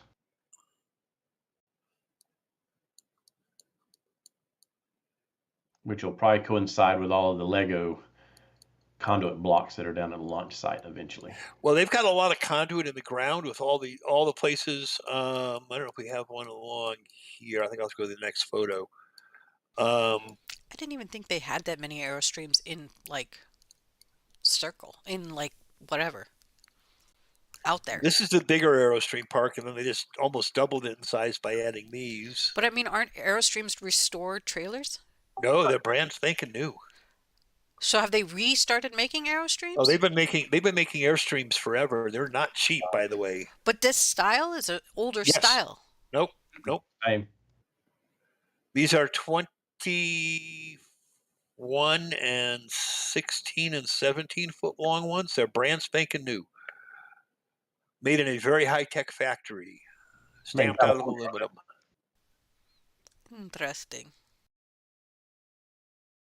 And as Dave said, they're not cheap. Even the shorter ones are getting close to 6 figures. Yeah. But they are free for the employees, correct? Or they all have to pay rent? Don't know. I definitely want it to be a part of my contract. Yeah. Well, last I heard was what they're trying to do is I know some of the houses in the village were employee bunk houses almost. I mean, it's like a bunch of technicians or engineers Rooming together. rooming together. And what I think SpaceX is trying to do is make all the houses family units Makes sense. and the Airstreams and the tiny homes the Individuals. TDY individual people. Makes sense. So you have your executives and all your family folks in the houses, essentially. Not even executives. I think just even if you had an assembler and his wife and kids came with him, they would like to make the village a village of families. Yeah, so your executives and your families would be in the houses. And then your other peeps would be, your single peeps would be in the trailers. In the Airstreams. And remember, there's another little Airstream park behind Mega Bay. Now there is a good catch right there. Ooh. Did Jax label that perchance?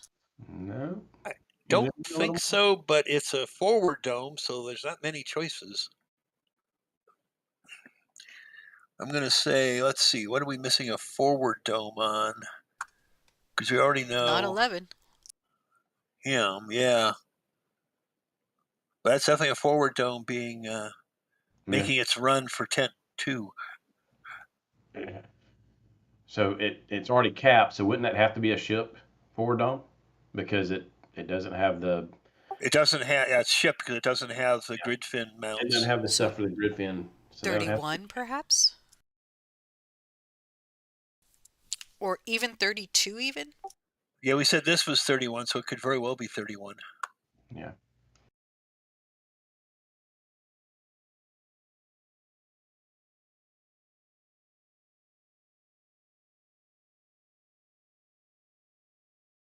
See if I spot anything else right away. Nothing real obvious. Or yeah, they're still out there. Never mind. You don't have to.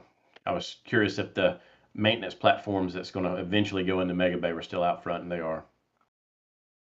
The ones that have the sliding. Those right there, the four corner maintenance platforms with sliding decks. Yeah, they've been there a long time. And that one actually has its decks sort of slid out in the semicircle arrangement.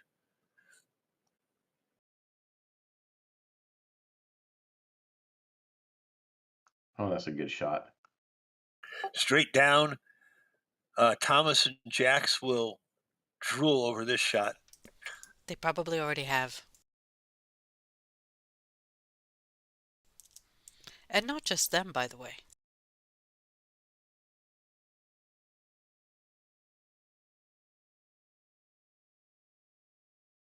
I tried going for the satellite RGB satellite view. Yeah, you did very well. That's pretty good, though.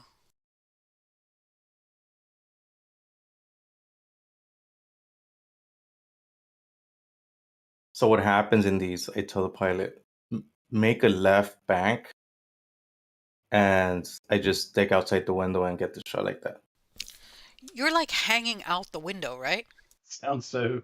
And then we got this lifting jig that nobody can figure out what it's for.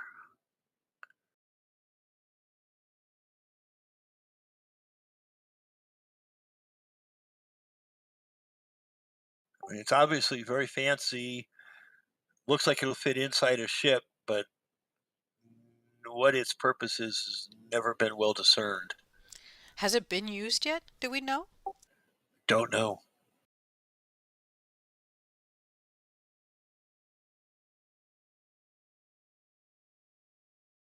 Dave, go up.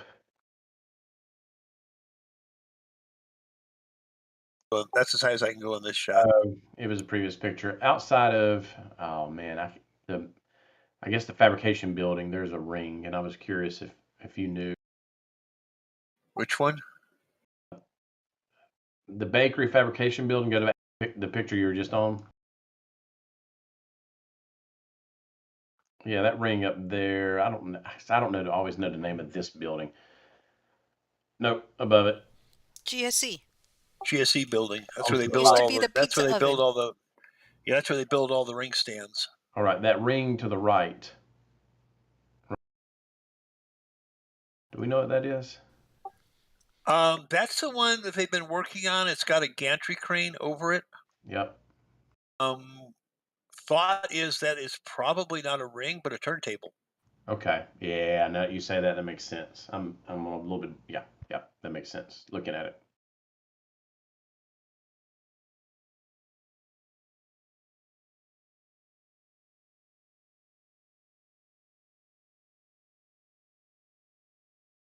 This is the one that's sitting on the 8 welding tables that they put in a circle outside here.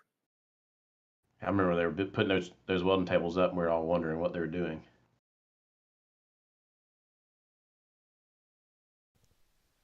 Mauricio, how do you get the up and down shot? Like, it almost looks like you're directly above it, and I know you can't be. Why? He can be directly above it. Because he's over 10,500 feet high, he can be directly above it? Yep. Yeah, he's got no restrictions about traveling over the site. That's when he said he was in the bank. He gets the pilot to bank and then Yeah, that just means turn. yes. Well, it means The tip wings the wing one wing down, so he's on the downside of the airplane. So he doesn't have to. He can shoot at 45 degrees and have the camera pointing straight down. So it's basically just to get it's a lot more accommodating than being level, flying level, because then I have to stick the camera outside and Yeah. then I have the wheel in the frame and it's There just you are, hard. Nate. Yeah.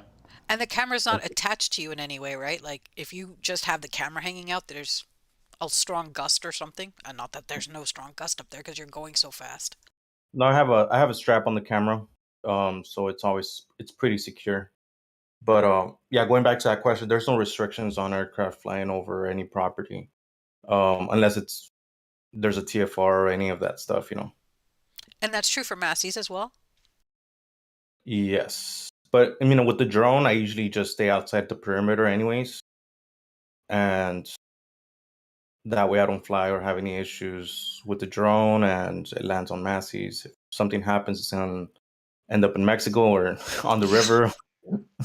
That would be bad. That would be really bad. So yeah, they're doing more to this. There's a whole bunch of stuff piled on top of the ring now.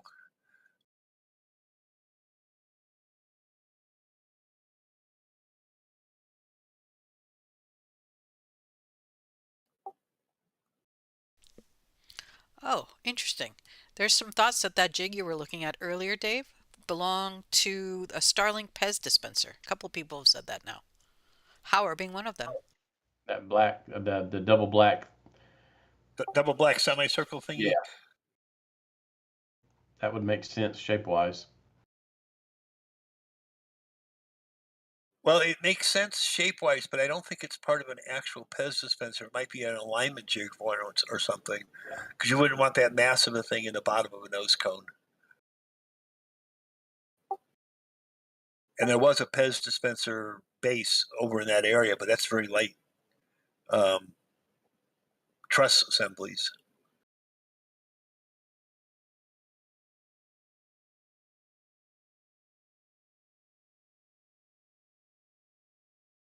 Yeah, that just looks pretty massive.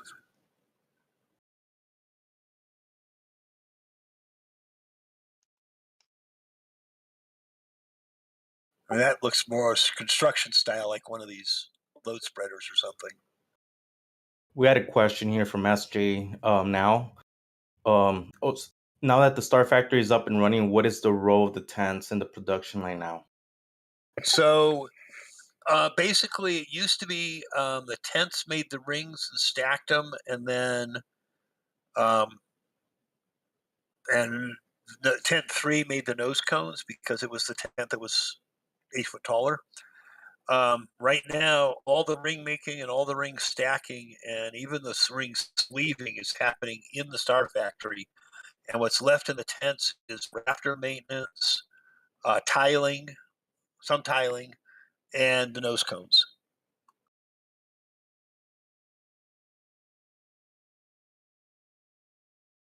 And I will agree with Rocket Prophet. Hit like, hit subscribe, donate, join the Discord, go to Patreon, do all those things to support all that it takes for Mauricio to get up there and take all these amazing photos. And allows us to have these wonderful conversations every week about what's happening and surmise and guess and then eat crow. Oh yeah. Yeah. Oh, we're real good at guessing wrong. There's no problem there. We're real good at eating crow too.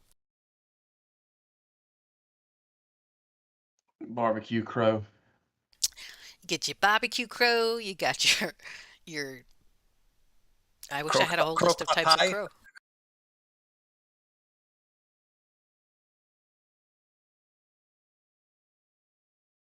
Just trying to see what else I see that we haven't discussed yet. Those white-ended, tipped-looking things that look like, I'd say almost skateboards, in the shade of Mega Bay. Those are something I know Zach looked at several weeks ago. Do we know what those are yet? Yes. These four right here? Yes. Those are the four corner, we were just talking about them. Those are the four platforms, double squares, that have slide out sections to snug up to a starship or a booster that's not quite into the corner because it's got wings or chines or something like that on it. Yeah. So within Mega Bay, for example. Yes, these are going in Mega Bay. Sorry, it's not like I listened to what you have to say, Dave. That's why I asked the same question twice. My apologies. I'm just kidding, by the way. Oh, yeah, right, yeah. It'll be interesting to see when they put these in because they're keeping Mega Bay so busy they don't want to stop to lift those and put them in place because they've got or they're not essential to whatever they're doing. Yeah. But they've got good at doing everything with man lifts. So now there's a sort of nice shot from Route 4, Mauricio. Right, Highway 4 going in. I was on the so there's is this about like at Richardson? No, this is by Highway 4. As I'm driving into Starbase, there's actually a traffic light because they're doing road repairs. So I took advantage and I pulled over. Well, I mean, I was already stopped, right? And I got this image. Nice shot. it's great. A little deceiving about the distances, but we're sort of used to that. Mauricio, you went sunnyless this time? Yes, just because of the time restraints. I had to go out there after the road closure, so there was no chance of. Usually, when I take Sunny, I like to take him along with me, and maybe do some photos for him, ham around. And this time, it was going to be a rapid fire photo shoot before it got dark, so we can get back and do the show and tell. So he stayed home with my wife. Well, if you can see, it's hasn't been as obvious in some of the photos, but it's getting to be sunset here. Yeah, that copper color. Still no sign of glass.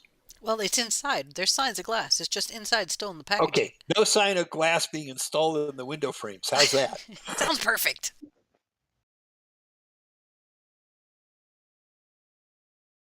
The mystery lean-to. The mystery high garage door, probably wrapped or something, is the best guess anybody's come up with that I've heard.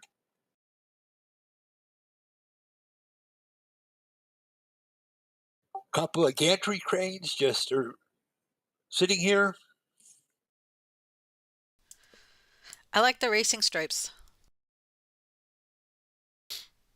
I assume they're racing stripes.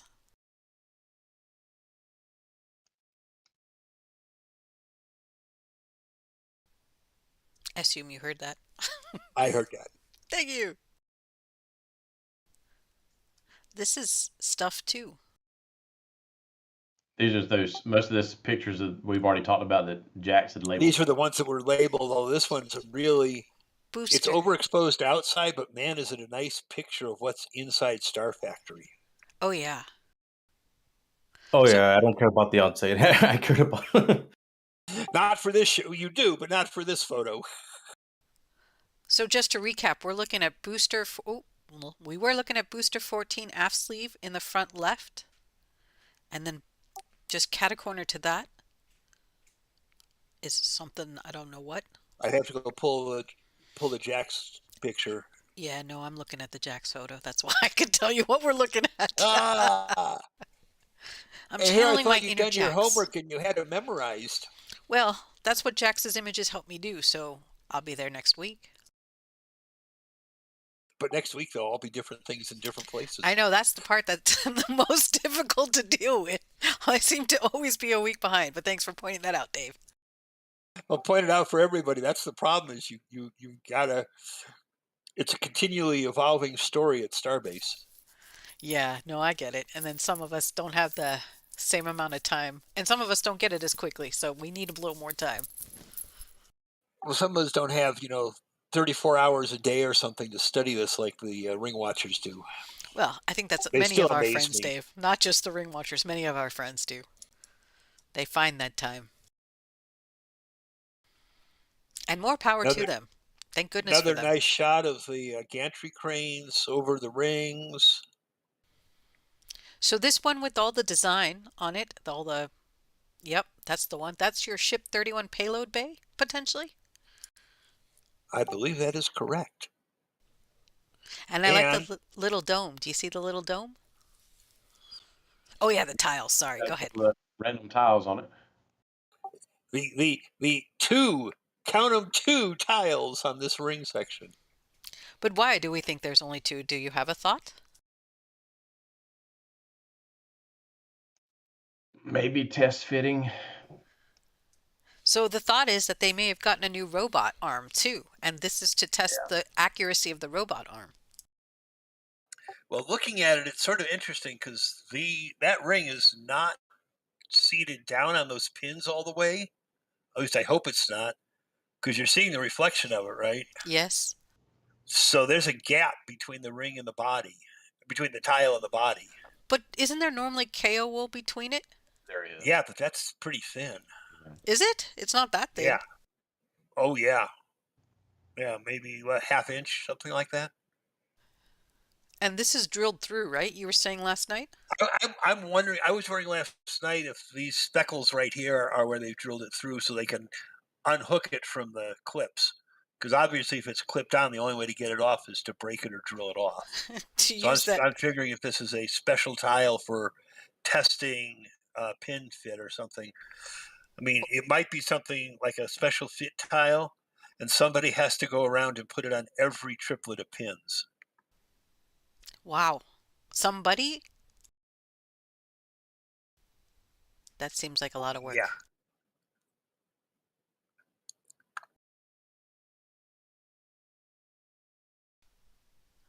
Well, we have lots of donations too, so whenever you're ready, I'd love to read off some donations.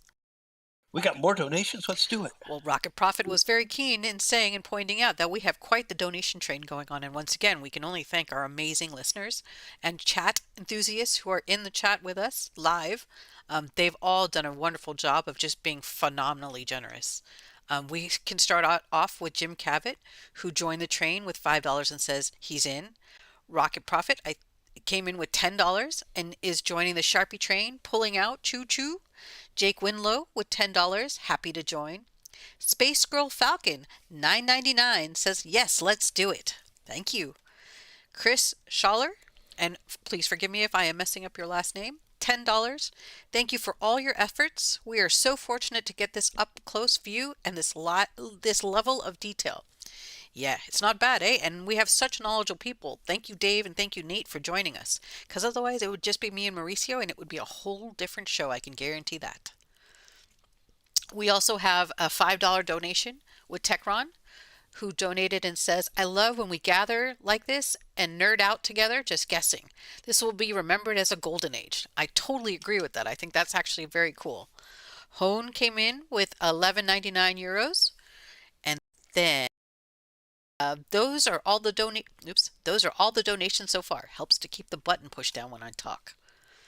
Mauricio, did you want to ask some questions? There's not that many questions. Let's see here. We got one from SJ. Now that we read that one already. From Piper Saw, he says, or she, how much is SpaceX spending versus income? If they're referring to Starbase, I don't think they're making any profit right now, right? Well, they're making a lot of money off their Falcon 9 launches, and I think that money comes towards Starship. I mean, it's fungible money in that. Yeah, I'm sure Falcon is paying for some of Starship, but I'm sure Starbase and KSC Starship operations are spending way faster than Falcon is earning. You think so? Oh yeah. How many I don't know. thousand people are at Starbase, and how much are you paying them? How many launches in one day is a Falcon 9 doing like yesterday? Yeah, yeah, 2 a week. Just an average of 2 a week. Nothing unusual. Pay no attention. Yeah, they're on track at this point for 100 launches this year. They're really doing it.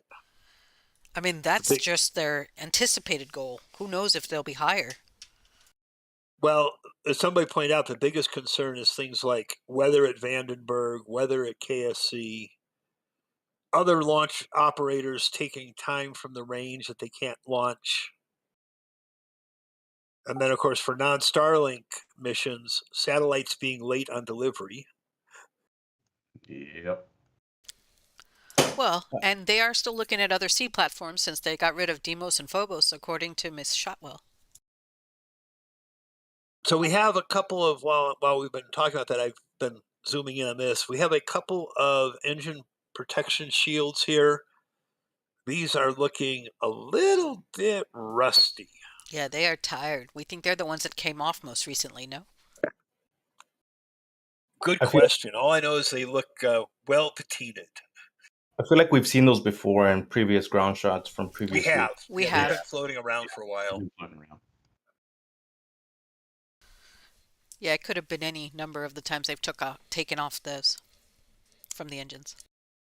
And as I was pointing out last night, if you hang around places that have scrap metal, and I do have one of these at work, they really prominently label them as only metal, no trash, because if I'm over here and I don't want to walk all the way over where that dumpster is, I'll just throw my trash in this thing because it's nearby and it looks like a dumpster.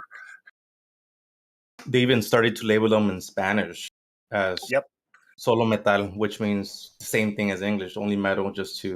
There seems to be a predominantly the contractors, most of them are Spanish speaking. Yeah. Well, I mean, I'm sure just in the Rio Grande Valley, I mean, what, 70% bilingual down there, or something like that, 80%? Yeah, there's bilingual, Spanglish. They do it all. Yeah. So, I mean, even where I'm at, we have a lot of labeling that way because obviously a lot of labor is Latino up here, but this is just a normal part of scrap metal is anywhere you're on a construction site with metal bins, they always get trash thrown in them. People are just sloppy about that. Combustible material is what you said. That's what I said, because when you take scrap metal and you want to melt it down, you really don't like things that burn. Can understand that. Is this Oh, the look, one that they took the towels off with that teleloader? it's one of them. Yep. I was going to say that's the other way they could take the towels off. We were talking about it earlier. Yeah, look at that pretty destruction job there. I mean, that was not exactly removed gracefully. No, sir. There was no grace about that. In fact, if you look, I don't even think there's one straight pin here. Similar to when they welded off that grid fin and it just fell. That was pretty amazing.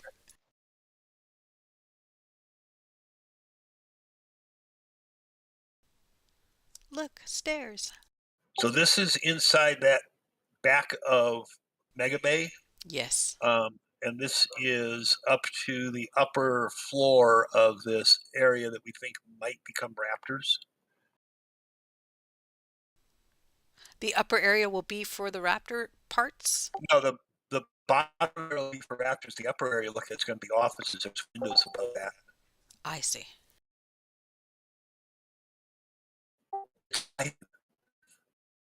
In mid-bay. Dave, you want to say that one more time? You were just kind of It's breaking up on hiding us. in mid-bay. It's a booster 10 top section Yep. with That's- its FTS. What is the little design on the very top there? Nope, the little... This. Nope, you were there. It's like the little It's just Egyptian. plastic hanging, kind of draped around it, where they probably were welding and they Yeah, covered some that. stuff. Yeah, it's just I a see. tarp. That's what we call them. One of them, they're structural tarps. It's very unique, though, but okay. Big elbow.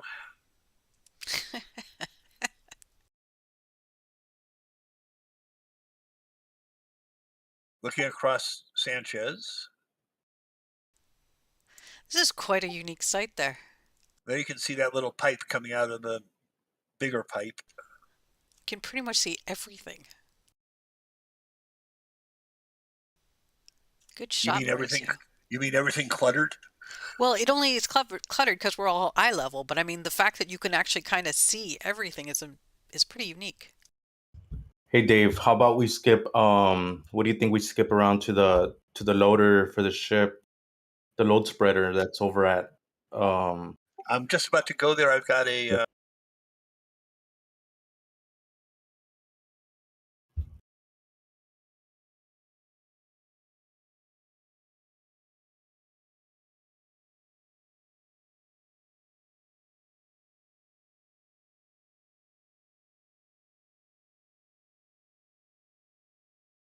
payload processing area and the rest of the village. The integration site, as some call it. Well, but it's also the rest of the village. So I'm sort of only this is the integration site.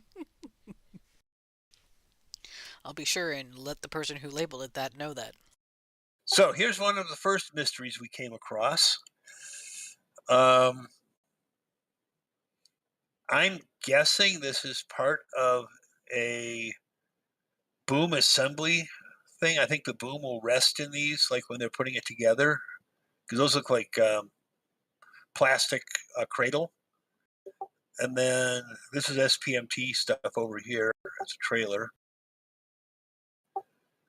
We've been talking about these the last couple of weeks. These are the two lifting arms and the one spreader for the Starship lifter. But what Mauricio has found is this thing. Yeah, we got this new bar. And then,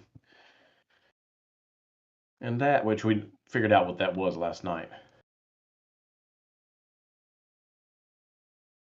Which is it's a load spreader type thing. And I discovered this morning.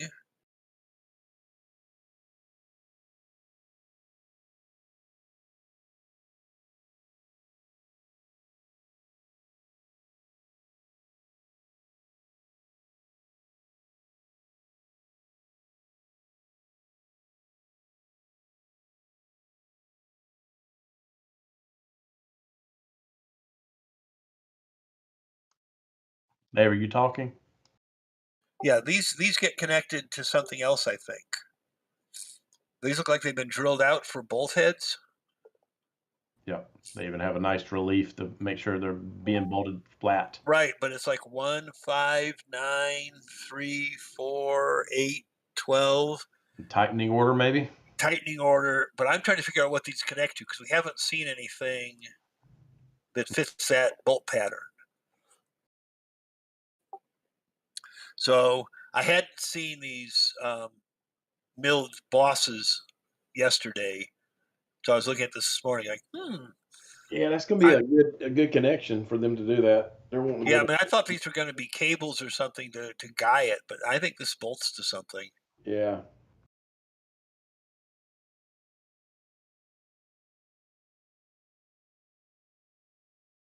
on that previous image, those right there that you're looking at right now. Yeah, I was trying to get back to these.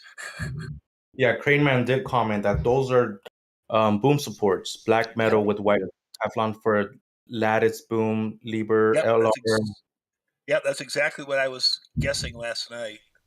For the purposes of laying down the boom of the crane.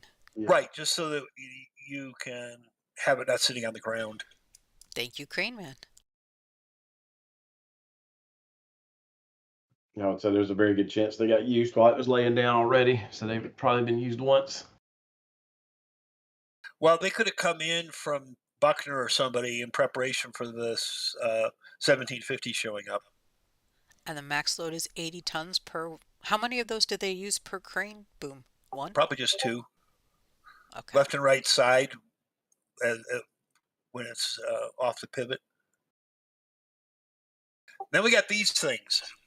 Well, before you go, Craneman also wants to point out the turntables and white hook block. Well, I think this is what he's talking about for the turntables. Yep.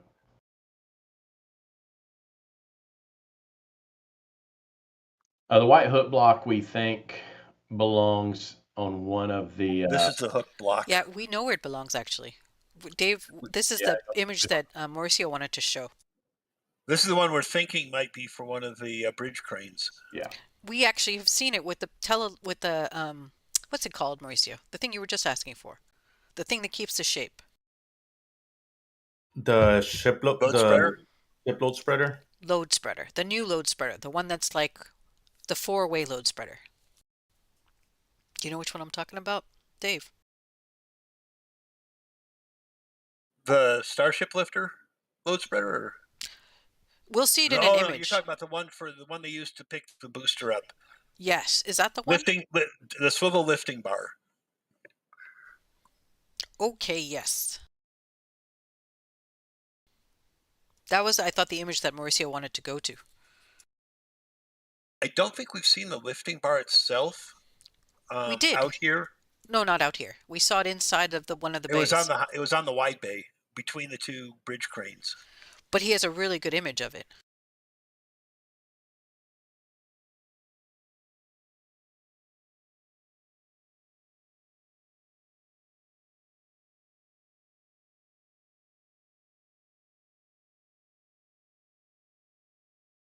I was trying to see if I could see the capacity on that, but I can't.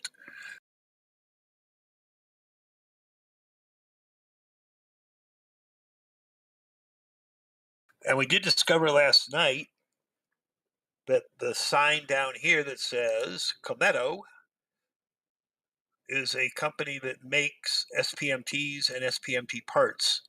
So these look like they are swivel adapters for an SPMT to carry a long load between two SPMTs. I think like two long tanks that you're trying to take down the road and could be curves and stuff.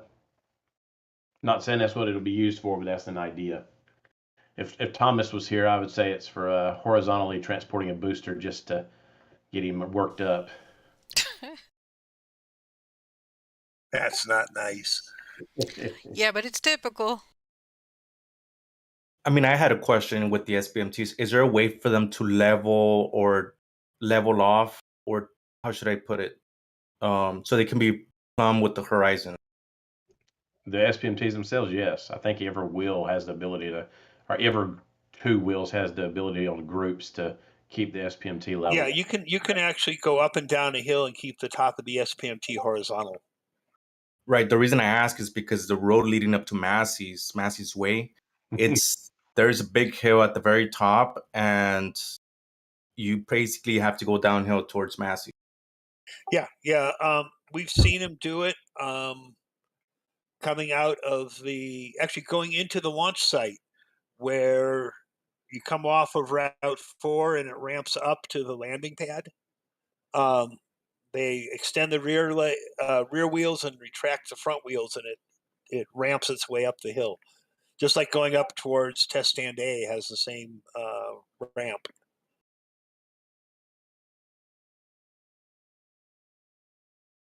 And what's the limit? Like 15 degrees, the max? It depends on how long the SPMT is.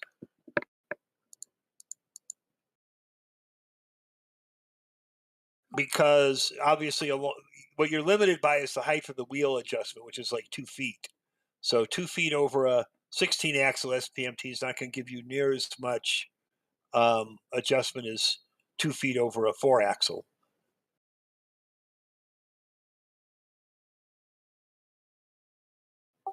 So here's the best shot I have of the village. We're getting a little cul-de-sac put in down here. Over here is the hovercraft landing pad. Hovercraft in and then play a game of volleyball and then go to work. And there's stand-up paddleboard storage right there. A little picnic area for this is, I think, the old rec center. Yeah, there's a fire pit, it looks like. Yeah, nice fire pit, actually. Yeah.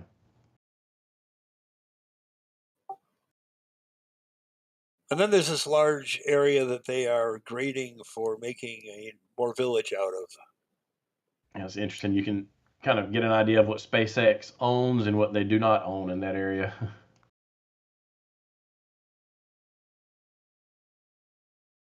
You mean these three little pieces here that didn't get graded? And this one? But you can also see there's probably going to be a road that runs right through here. Right down the middle. It'll be interesting to see if we get more tiny homes or if we end up with more airstream. Those lot sizes look like they could well get modulars or something on them. Yeah. Yeah, they are big. Look a lot like the ones where they're building those modulars now. These homes here in the village are very nice family houses, so these are good sized lots.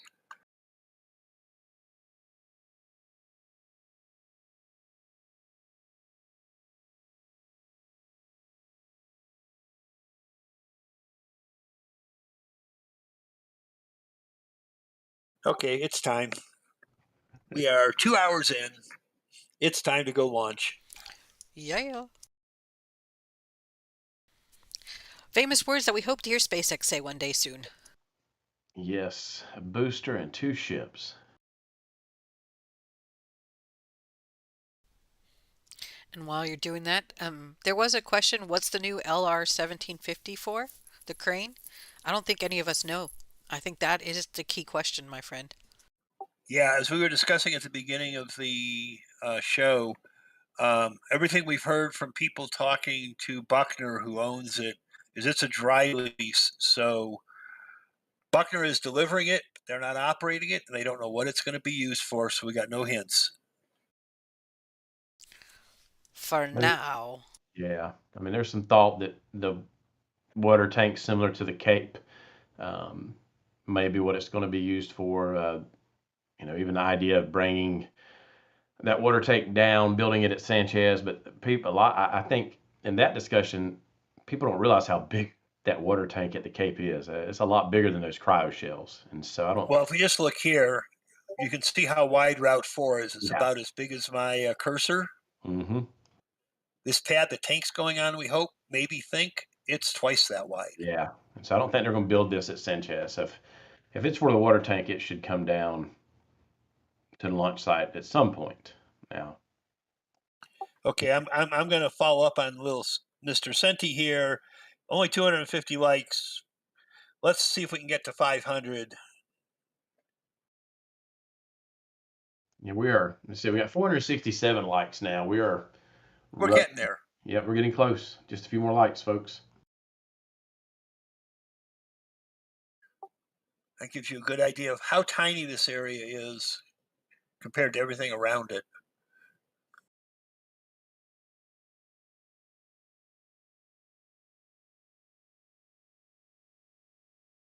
You can see all of the. What are those? What are the Lego blocks called, Dave? Those are ready duct. RED-Y-duct.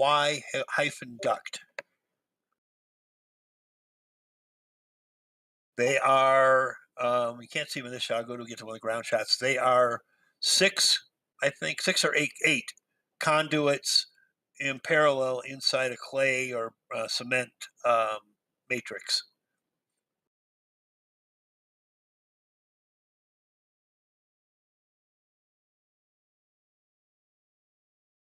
Okay, so we think what's going in at Sanchez is something very similar to these, which are their existing cryo stands. Not at Sanchez, at Massey's. Yes.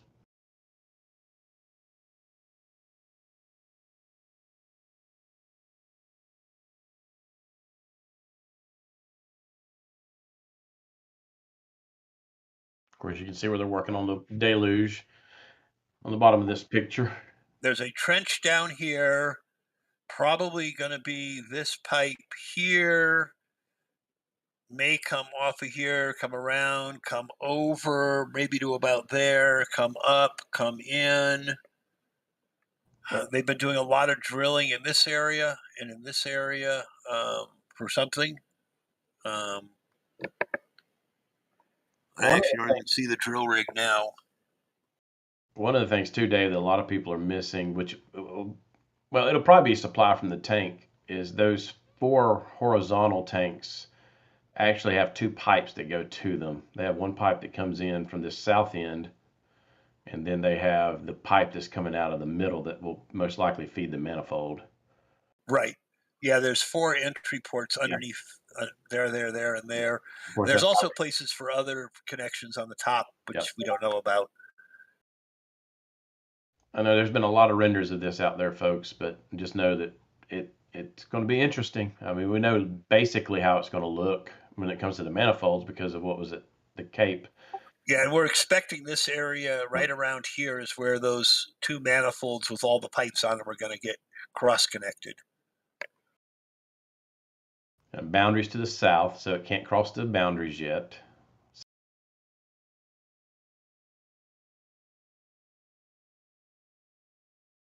It's a naked starship. Oh, it's so weird looking.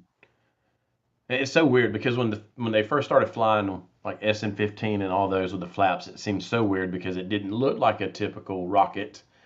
And here we are years later, and now that you see one without flaps, it looks strange. I think Jax was talking about that last night also. Yeah, I was commenting on it too. Yeah, it looks exactly like a classic rocket. What's your problem? It's like so weird.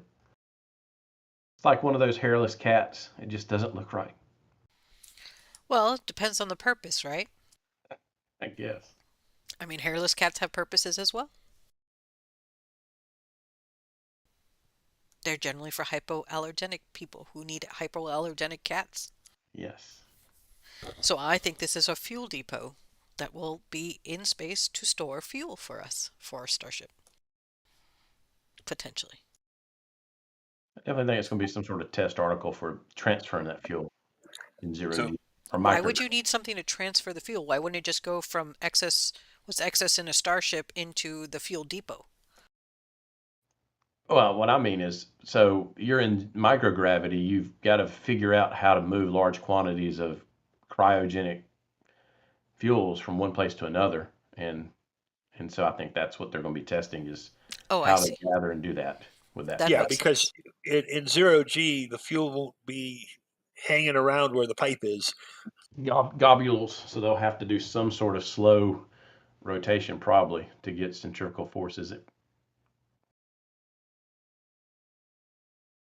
So we've got a transport stand. We've got the dance floor, BART, transport assembly. And I think after this picture was taken, the booster service stand came over. So we've had a lot of stuff on SPMTs over here at the launch site. Yeah, Bart's actually back underneath the booster now. So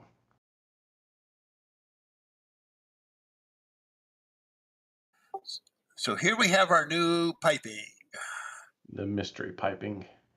Going off to there, wherever there is.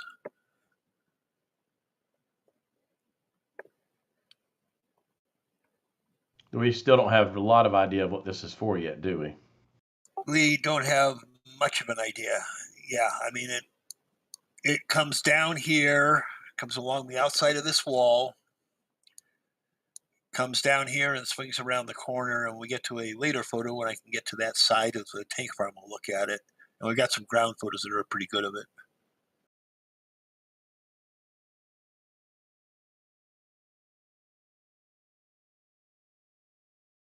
We saw that one blue generator over at Massey's. I'm wondering if it's the one that came out of this slot right here where the white generator is now.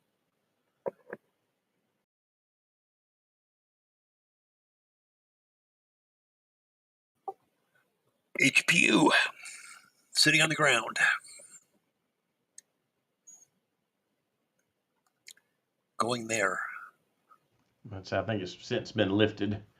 Yeah, that one's been installed. The one on this side's been taken off.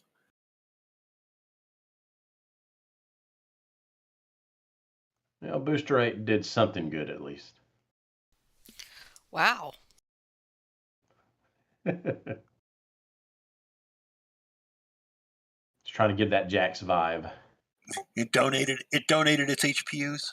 Yep, it was a organ donor. Well, being an organ donor is always a good thing. That's right. Look at all the concrete vaults waiting to be used. We're assuming that is for test stand C out here somewhere. Yep.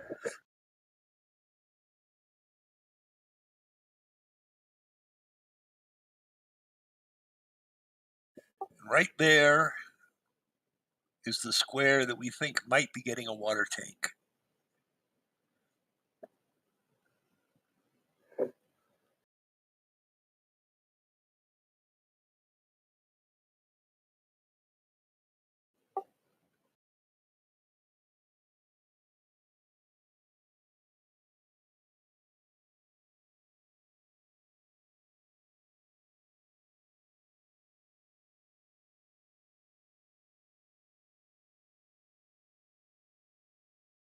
Yeah, you were asking, Mauricio. I mean, the SPMT has to make it up this road right here, and that's a pretty good grade.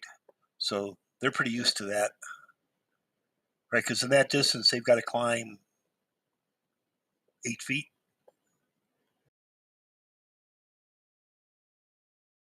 Right, so it shouldn't be an issue for Massey's then. I don't think so.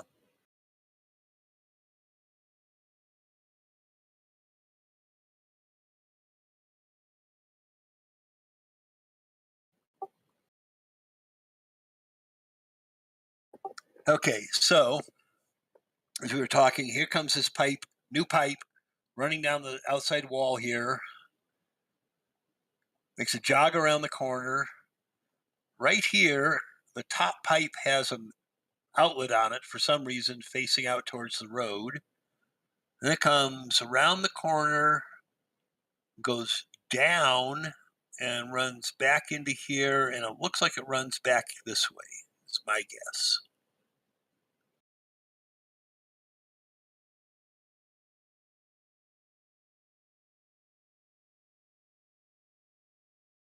Which would ultimately let it access all the commodities that are there according to where they run it. It's this area right in here that looks like it comes around here and comes over here. It might even make it to there.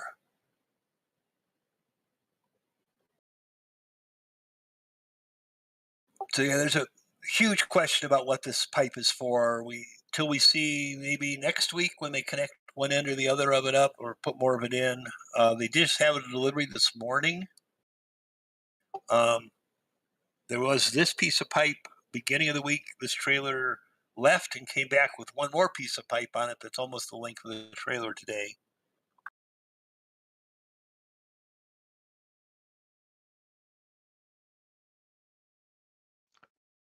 And I'm still waiting to see what they're going to do with these.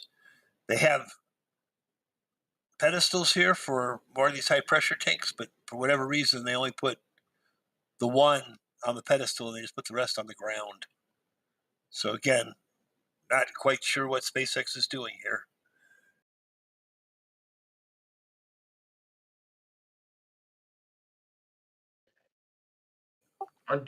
Mauricio, do we have any questions regarding any of this at this point? Oh yeah, we have a question here from Carl Fergensberg.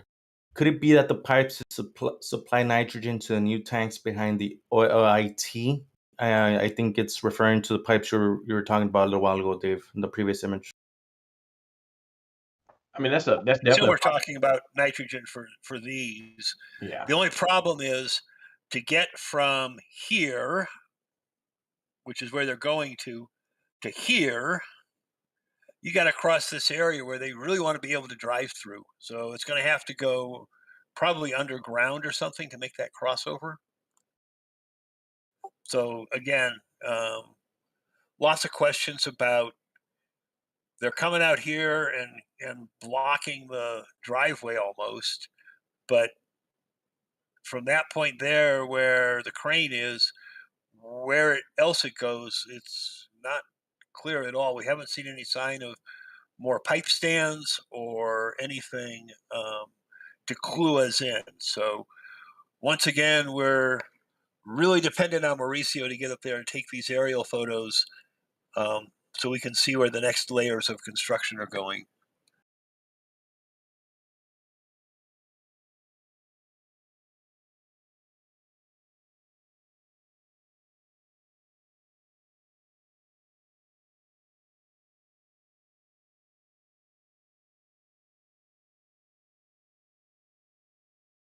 Let's see if you could see that pipe. You can see the one make the left, but I don't know if you can see the other one continue.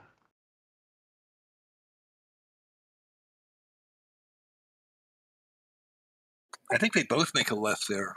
Looks like they do. They're stacked, and I don't see either one of them continuing to this area. It looks like it ends right there. It's going to go in there somewhere.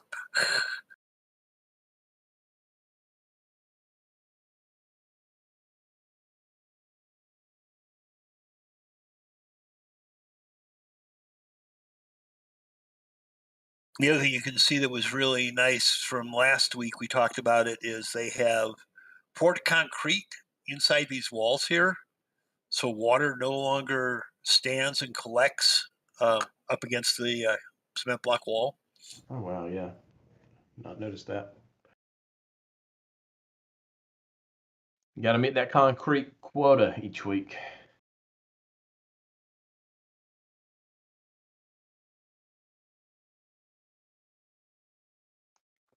Test stand B's finally uncovered it.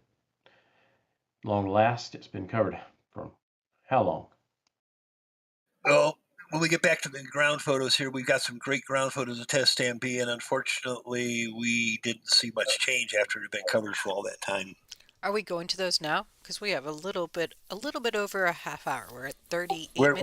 We're yeah, the all of the launch sites together here, so I'm just working my way through all of them. Are you working your way back to the launch site ground photos? They're the second half of this photo set. I know, it's the song, right? Only you would get the reference. That's why I said it to you. Hey Dave, I don't know if you talked about the work that's being done there by between the OLIT and the launch mount on the ground. Yeah, we did a little bit. All right. Do you have a specific question, Mauricio?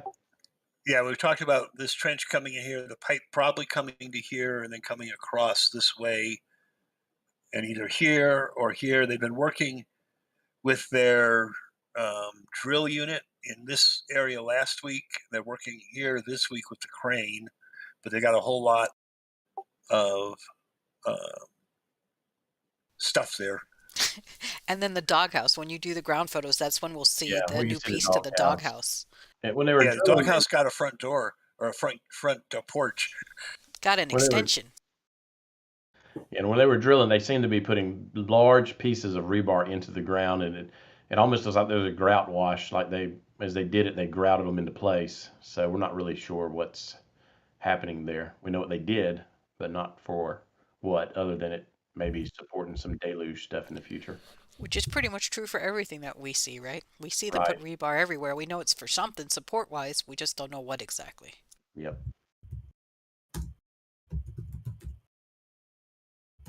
That's a great shot. Yeah. It wants a hug. I don't know. When I see that, I always think of Batman for some reason. That's funny. It kind of does, because when he jumps off of a building and he opens up the wings, same idea. I don't know. Do you think there was any paint damage there? Nope. It's all patina, and it's that thing, that paint that does the ablation or whatever it's called. Tumescent paint. I think they're going for like a camel look, right? Yeah. But desert camo, because it's not green and brown. Okay, so if anybody was wondering, we now have definitive proof of what's over here.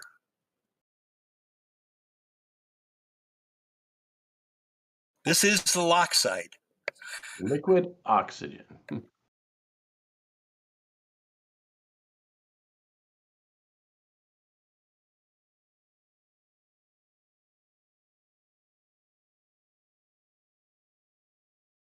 And then we figured out that they did add a pipe here and a pipe here.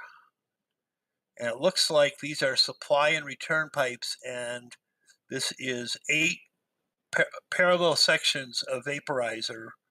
So liquid comes in here, goes up, goes to the top, the bottom, the top, the bottom, the top, the bottom, the top, the bottom, and gas comes out here, or liquid comes in here and gas comes out there. I'm not sure which way it's running. One way or another, yep. And then down here underneath, this appears to be a large fan to blow outside air up through the tower and carry away all the cold and vaporize all the liquid. And then we actually know over here there is the pump units that they lifted over the wall, which we think are part of this, but nobody's really quite sure yet. But I'm thinking this may be going to the pump units, this set of pipes right here.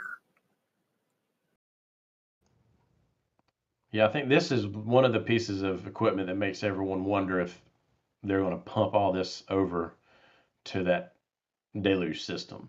Well, the only thing that's interesting here is these are, I mean, it's going to be fairly high pressure, but these are not very large diameter pipes. No, they're very small. I thought about that. Yeah.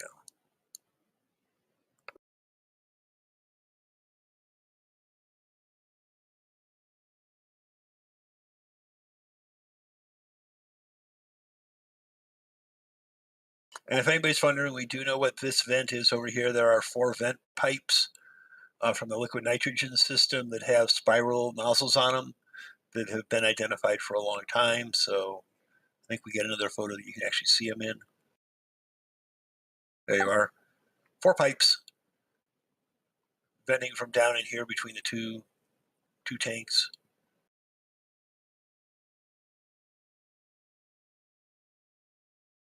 Had a big debate last night about this. It's looking brown. That should just be liquid nitrogen. But, and I think Thomas looked it up.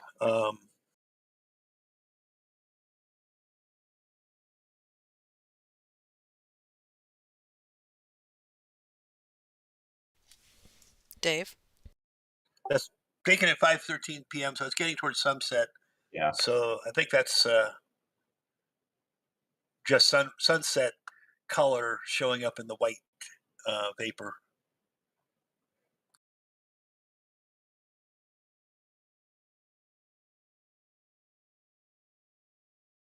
There's the new pipes.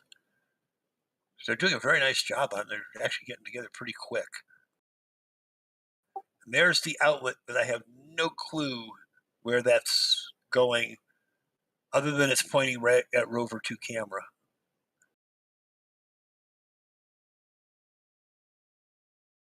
And there's a question about whether there's going to be a third pipe on top here. But the problem is there's no place for a third pipe there. So unless the third pipe stops at the end of the wall and goes somewhere else and doesn't follow these other 2, then it would make sense, except for that piece up there. They're confusing us. I'm about to say they're making us wait until they flesh it out more. It's very confusing. And then you get these pipes like that one that has the very interesting offshoot. So it's got a tee off this end, and it's got a 90-degree 45 angle branch branch off that end, and it sits in between 2 flanges. And I think this one's been installed since this picture was taken, because this trailer left and came back with a new pipe on it today.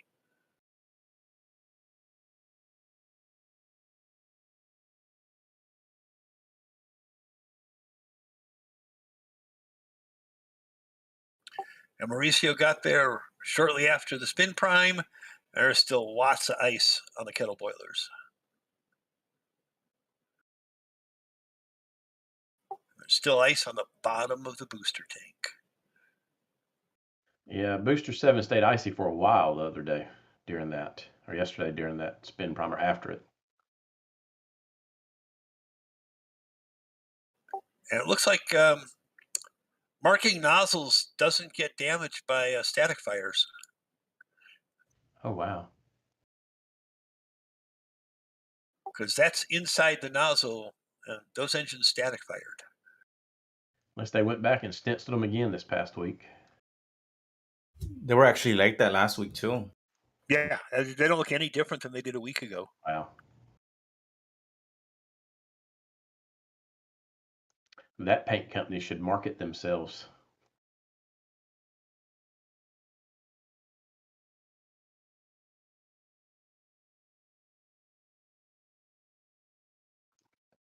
Of course, Definitely. it's also interesting how low numbers these engines are. Engine Those are 3, engine 6, engine positions. 17. Just so you know, Dave, they're actually positions. Are those positions? Yep, those are positions. Yep. The picture SpaceX shared underneath the booster before the static fire, after the static fire, you could see them all, and it basically it goes from 1 to 33. Nice. Plus, Chameleon Circuit has a drawing that shows you positions as Yep. well by their E number. I'm so just impressed that we know these static fired and there's no sign of damage to the white paint.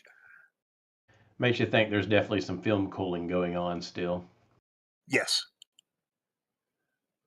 And as we figured out last night, there is still frost on this engine vent line. Yeah.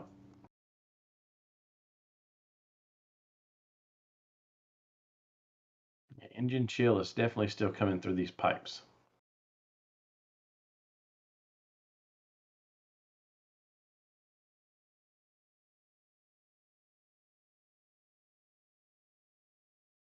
See the brackets they're adding to the OLM to begin cladding.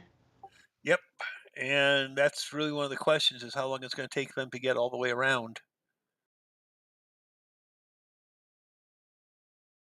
And then the door is open. So I'm hoping that in some of the video we got of the QD moving, you can see what some of this linkage looks like when it's retracting and extending with the door open. And over here, that is the HPU battery minus the HPU. There are 3 of these. There's one on this side, one on the other side for the other HPU, and there's a third one that we looked at last night up on top for the grid fin motors. That's right. That's another one of those SpaceX pics that they had from the tower down on top. And if you mess with the lighting, you can see that third battery up top.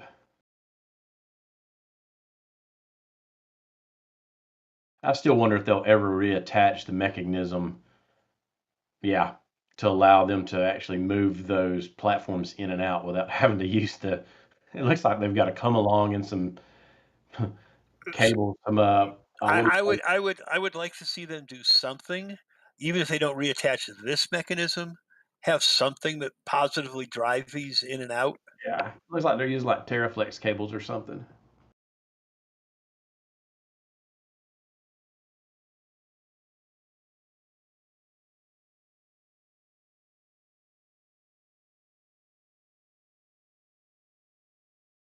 And somebody was asking about greasing the QD.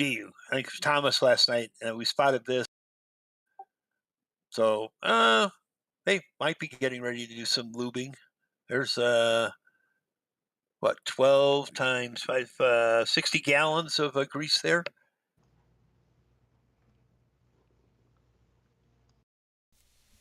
Sounds about right. Maybe an oil change on the crane.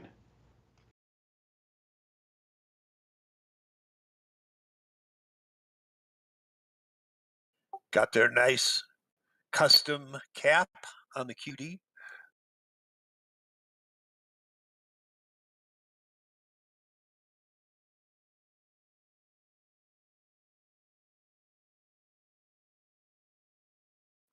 And we see some I-beams and some square tubing for the next project, but we're not quite sure what that project is. And then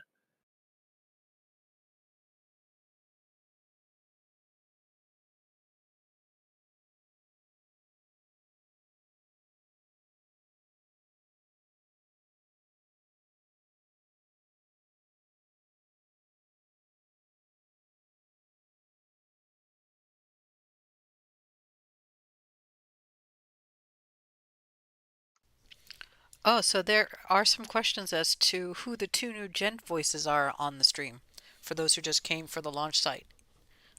Dave, Nate, would you two like to introduce yourselves? Sure. I am Nate Z. My name's Nathan. I'm just a person who's a part of the community here on RGV and Labs community and CSI. And I think it's the second time I've had an opportunity to be a guest commentator. And so my schedule's kind of hectic and crazy. And it just happened to work out that I could join in today with the Thomas and Zach and Jax and others being out. And so, yeah, Dave. And I'm Dave, longtime hanger on around here, probably back to SN 5 days. Active with RGV, CSI, RGV, Lab Padre. Got interesting piece of metal here. It looks like perforated metal thing. Maybe a basket strainer for one of the filters.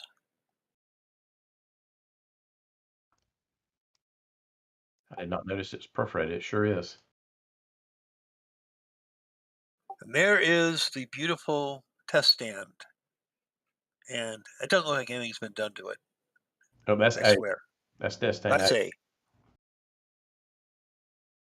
that B. There's B. Don't look like anything's been done to it either. Nope. All that time in the tarp and we didn't get much. 3 cameras. There's a camera there. There's a camera there. There's a camera there. But That we know of, though. There could be a lot that's happened. oh, I'm sure there was. But with the tarps up, how do we know what they did? It's a good point you make. That was the whole point, right? Suspense and intrigue. Stump the nerdle. Dave, Oh, is the deluge pipes, that ring, is that the ones that's always been there? Yes. Okay. That's the very anemic water spray. It's like something you'd have in the ceiling of your office building to stop fire. You know, it does wet down the concrete. We did see that during the static fire.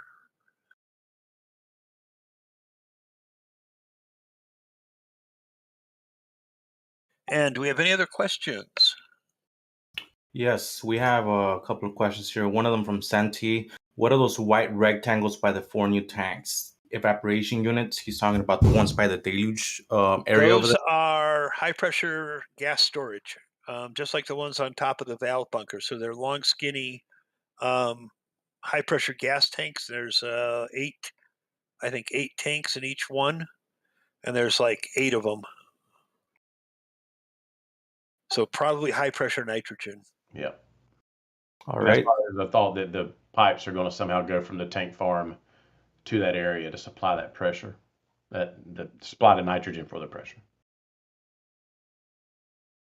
All right. The next question here is from Vix. How many of those tanker offload plates are there exactly? Wait a minute. Vix is supposed to know the answer to that one. it's a test. She's testing you. Oh, okay. I think there's 11 on the main row along Route 4.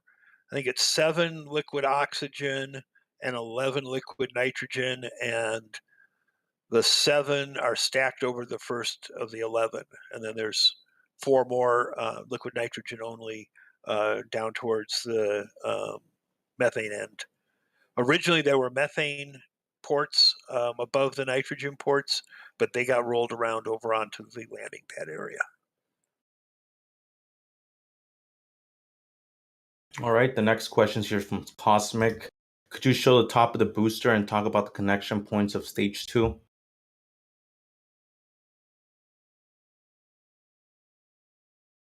So I go find a top of the booster shot. While you find that booster shot, we have a couple of donations I can sneak in there while you're looking. We have a $25 donation from our own very lovable Rocket Prophet who says for 500 likes, he's donated $25. Thank you, Rocket Prophet, as always. Senti came in with $2 for the Dave Mike Fund. Haha, Dave, welcome to the club. Jim Cavett also donated $2 and says he's in with Senti. So apparently, Dave, they all agree you need a new mic. And Yazada as well with another $2. Thank you, gents. Hey, Dave, you might want to choose a different image. Someone looks like it looks too hazy or out of focus. I don't know.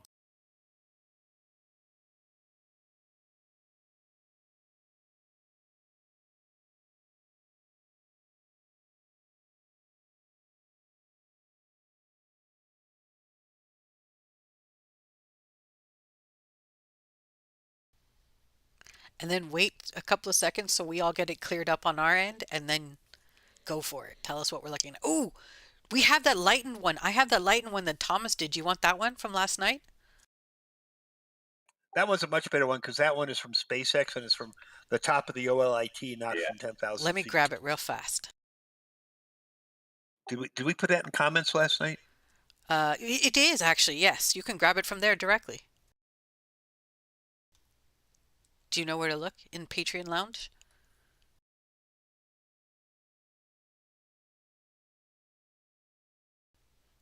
There it is at 9:23 my time, which I think is 10:23 your time, Dave. You found it. But this isn't the one. Is this the one from Thomas? Because the Thomas one is much lighter. It's lighter, but for what the question's for, this would be fine. It doesn't need to be lightened up. He's wanting the person asked the question is wanting to know kind of how the inner stages connect. I believe isn't that what the question was, Mauricio? Right. Sounds about right.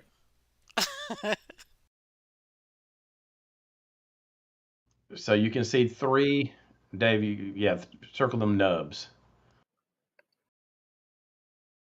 and on the bottom of the ship you have sockets, and the ship actually has more sockets than this, but there's sockets that correspond with these nubs, and these nubs have another piece that kind of grips the ship. If you see this little white spot right here, right there in the middle of that, that's a claw. There we go. That has a hook on the end of it, and it reaches up and grabs inside the socket on the Starship. And the three of those is all that locks it together.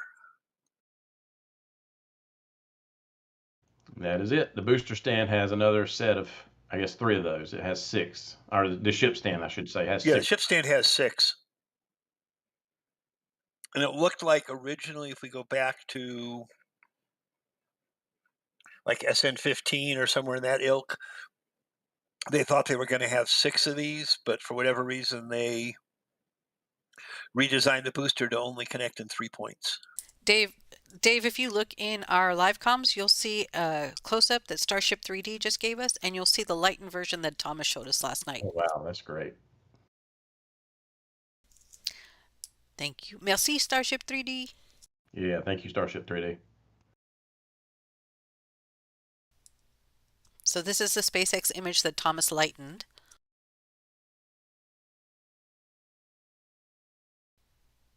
And what's cool too is that you can see the battery pack. Yep. And the avionics over here. Exactly. And a beautiful shot of the four motors and gearboxes for the grid fins. So, and the autogenous pressurization lines going into the top dome, forward dome of the booster. Easy for you to say. Dave. The three little guy struts for the gearboxes for the grid fins. And pretty, then if you oh yeah, and then there's this thing. This is a Jack's question. Yeah, I think some of it, they think it's telemetry of some sort, almost like when you look on the It looks like ship, one of the radio antennas on the side of the booster. Jax and I are thinking this might be wireless communications between the booster and the Starship. That way you don't have plugs and wires to disconnect. And when you restack them, you don't have to crawl in there to reconnect anything. And then Davey, if you want to move to the 3D close-up, the Starship 3D close-up, we can look at the actual connection point.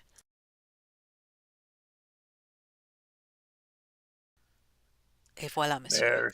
There's the claw.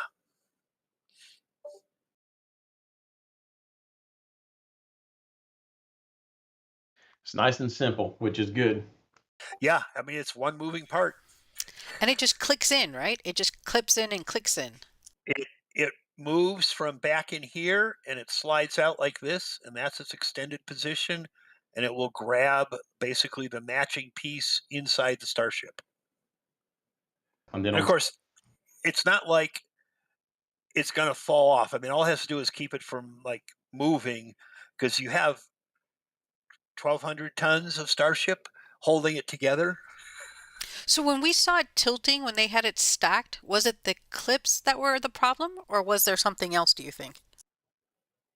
Well, I think what it was is they were getting these to join together. The top of the booster and the bottom of the Starship may not be in the same plane, because the booster could be a little bit in or out or left or right, and so they have to have enough play available that they can socket them together and then latch them to make it a single solid cylinder. You just have to expect that with the size and the length of these things. I see 33 Raptors question. This was taken from a camera on top of the OLIT during the static fire. This So wasn't a drone? this is a SpaceX shot. yeah, we think we've seen at least 2 cameras right up at the very top around where the rigging for the chopsticks comes down. There's 2 cameras looking down on the stack in that area. We think this is from one of those. Okay. Do we have any donations? Several, actually. At least 2 for sure. We have, of course, from our Rocket Prophet, another $25 donation for 600 likes. Thank you, Mr. Prophet. And then Peanut, $10, and says, "Welcome back, Indian Star. Now to go back and watch this episode." Thanks, Peanut. Appreciate you. Hope you enjoy the episode. And let's see if I can go find those cameras.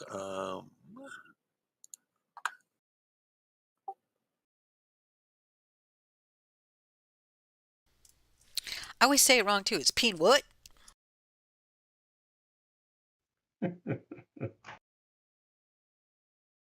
Mauricio, do we have any other questions? Let's see. Let's see if we have anything else. From Tony Yu, was the spin prime off a new engine or one that had been replaced post static fire 33? That is a good We, question. yeah, we never saw any engines replaced post static fire. So it appears at this point they were able to fix whatever problem existed on the booster itself. And so we kind of are assuming that it was one of the engines they had problems with. That would make sense. It's really hard now to get a really good idea of where these spin primes are coming. If you go back and watch that spin prime, it's not as pronounced anymore as it used to be. They've changed something in regards to how they vent off and capture some of the propellants that are used, and so we're not exactly sure. At least I haven't seen anyone really state in a concrete way that we think it's this. I think it's kind of agreed on that it was one of the Center 13 that had the problem, or at least that they spin primed this time. Yeah, now we do know that today, I believe, the Raptor service lift has gone over there, so they might be getting ready to swap one. There is a question out about that, and the cameras you're asking about were up in here. Yeah. Well, the Raptor service lift here lately has been the the scaffolding service lift, and that's actually what it did again today. It went over and added more scaffolding, and the actual big platform is back up underneath the OLM now in place. They didn't do anything underneath the OLM with the service lift.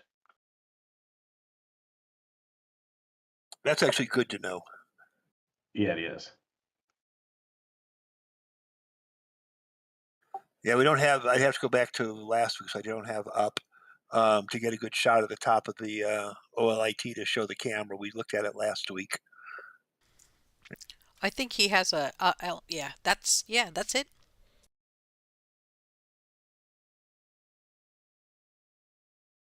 No, the camera we're looking for is down in here. Yeah, just out of the Oh, shot.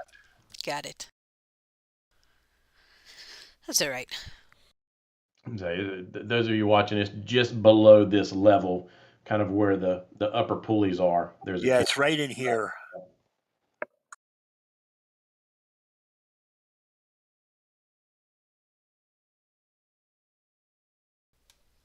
Ground shot from last week too, right? That's what we're looking for? Why, yes, Indy. Ground shot would be perfect. Yes, if you have one.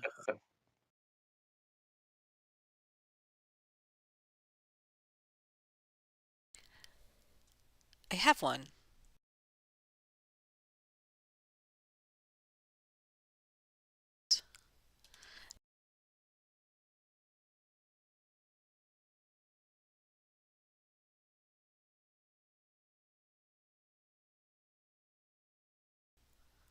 It's uploading. Yeah, it's just hard to see in that picture. It's so grainy. Yeah, that's what I was afraid of.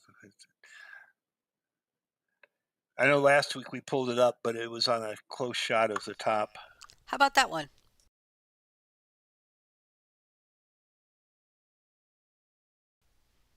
Perfect. Just kidding.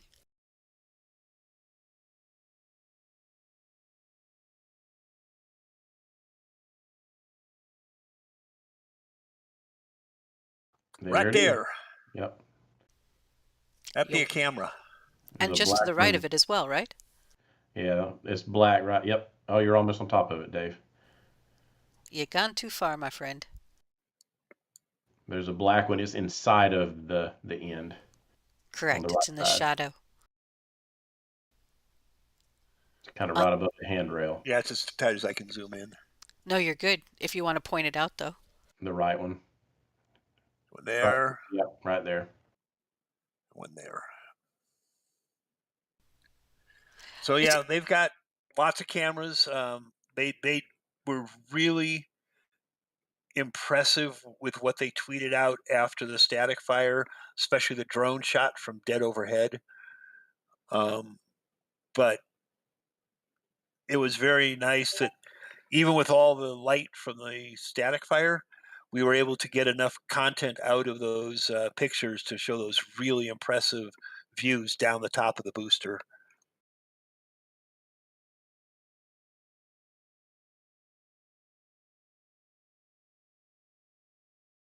And we got any more questions? Or I think we're about ready to wrap it up. I think we're almost out of our time too. Yes, sir. All right, there's a couple more questions here. One of them's from Cody Box. Have we seen any sign of the new builds that show a new connection point for refueling in low Earth orbit? No, we have not. No. Yeah, definitely any type of transfer testing they'll do with 26, if that's what they're using 26 for, is to test transfer of propellant in microgravity, will be internal. So think main tank to header tank. That's the kind of transferring they're going to be trying to do if that's what they're attempting.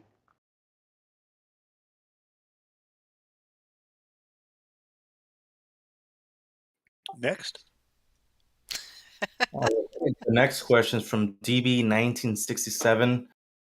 This is an earlier question, but he says, "Spill the beans. What is the new launch date floating around?" Well, we know it was originally March 11th, but I understand that date is long gone now. I don't know that there is a new date as of yet that has been publicized. I've heard there's rumors. I haven't heard them. I would be suspecting. I'm hoping. Let me put it this way. I think Mauricio will agree. I'm hoping it's not between March 11th and April 5th. Spring break. Yes. That So would you're be saying very unfortunate for anybody trying to get accommodations in the Brownsville area to watch it. before March 11th would be ideal. Before March 11th or after about April 5th, I think is about when spring break ends. Well, I think that Brownsville should be fine if you do accommodations there, but South Padre Island's a different story as far as trying to get a hotel or trying to book anything during that week. First of all, the rates at the hotels, they go up a lot. Oh, I bet. and that's going to be an issue. If you don't want to pay too much, I'd probably just stay at Brownsville, or maybe even Port Isabel, because people that travel to South Padre Island, they tend to stay at the island. Well, the only counter to that is, unfortunately, one of the best viewing spots is going to be the amphitheater on South Padre Island. Yeah, either that, or you either go to one of the outposts over there in Rocket Ranch or so forth. But I suspect they're going to be out of room at that point, just because of how much demand there's going to be, to watch the launch from, what is it, 3.7 miles or whatever it is, yes. And then there was that other concern as well, that I'm not even sure if that's still possible or not, but that they had wanted to extend the exclusion zone further out. So I don't know if that would impact the locations there. Is that still in the books, or is that something that's not, you all haven't heard about lately? I haven't heard it I either. haven't heard it being broached again in the last month or two, but it was very definitely a strong concern. That would actually put the amphitheater out of the in that exclusion zone, if I'm not mistaken. If they could set it so Raptor Roost, Rocket Ranch, and Starbase Boca Chica would all be excluded, but the amphitheater could be okay, because it's like 4.1 versus 4.7 or something like that. Well, and with that, should we start our goodbyes? If we have no more questions, I think it's about that time. Yeah, that's it for me over here on my end. I do want to thank Dave and Nate for joining us today. I really appreciate the help with the live stream today, and you're invited back anytime. And thank you everybody for supporting, and for the super chats, donations, subscribers. If you're not subscribed yet, please do so. We do these every Saturday at 12 p.m. unless there's any other changes or delays with the weather. That's always the possibility. And I want to thank everybody for watching. I'll pass this along to Indian Star Nate. Go ahead, Nate. Hey, yeah, thanks for having me, Mauricio. I'm glad I could join in today. I really appreciate it. I've enjoyed it. Like Mauricio said, y'all, please support this. These aerial shots we get, especially, are invaluable for us as we try to figure out what's happening, what's changing, and just what SpaceX is doing. And so, again, Mauricio, thank you. Dave, thanks. And Indian Star, thank you. And I'll join you again another time soon. Thanks, Nate. Dave? I will say thank you to everybody, and I will also remind everybody that if you are a member, especially on Patreon, depending on the level, every picture I showed today, we show on every week on these things. Those pictures are all available as 4K or better downloads, and it's a real nice tool to have available for anybody who's interested in Starbases. Help pay Mauricio for taking his flights, and in turn, he publishes hundreds of photos every week that you can download and keep. Hundreds. And with that, I will pass it off to Indian Star. Hey, it's me. And he prints and posts hundreds of pictures. One time we had 348 ground pictures and over 190 aerial photos. That was just 1 week. Well, we're close to that this week, aren't we?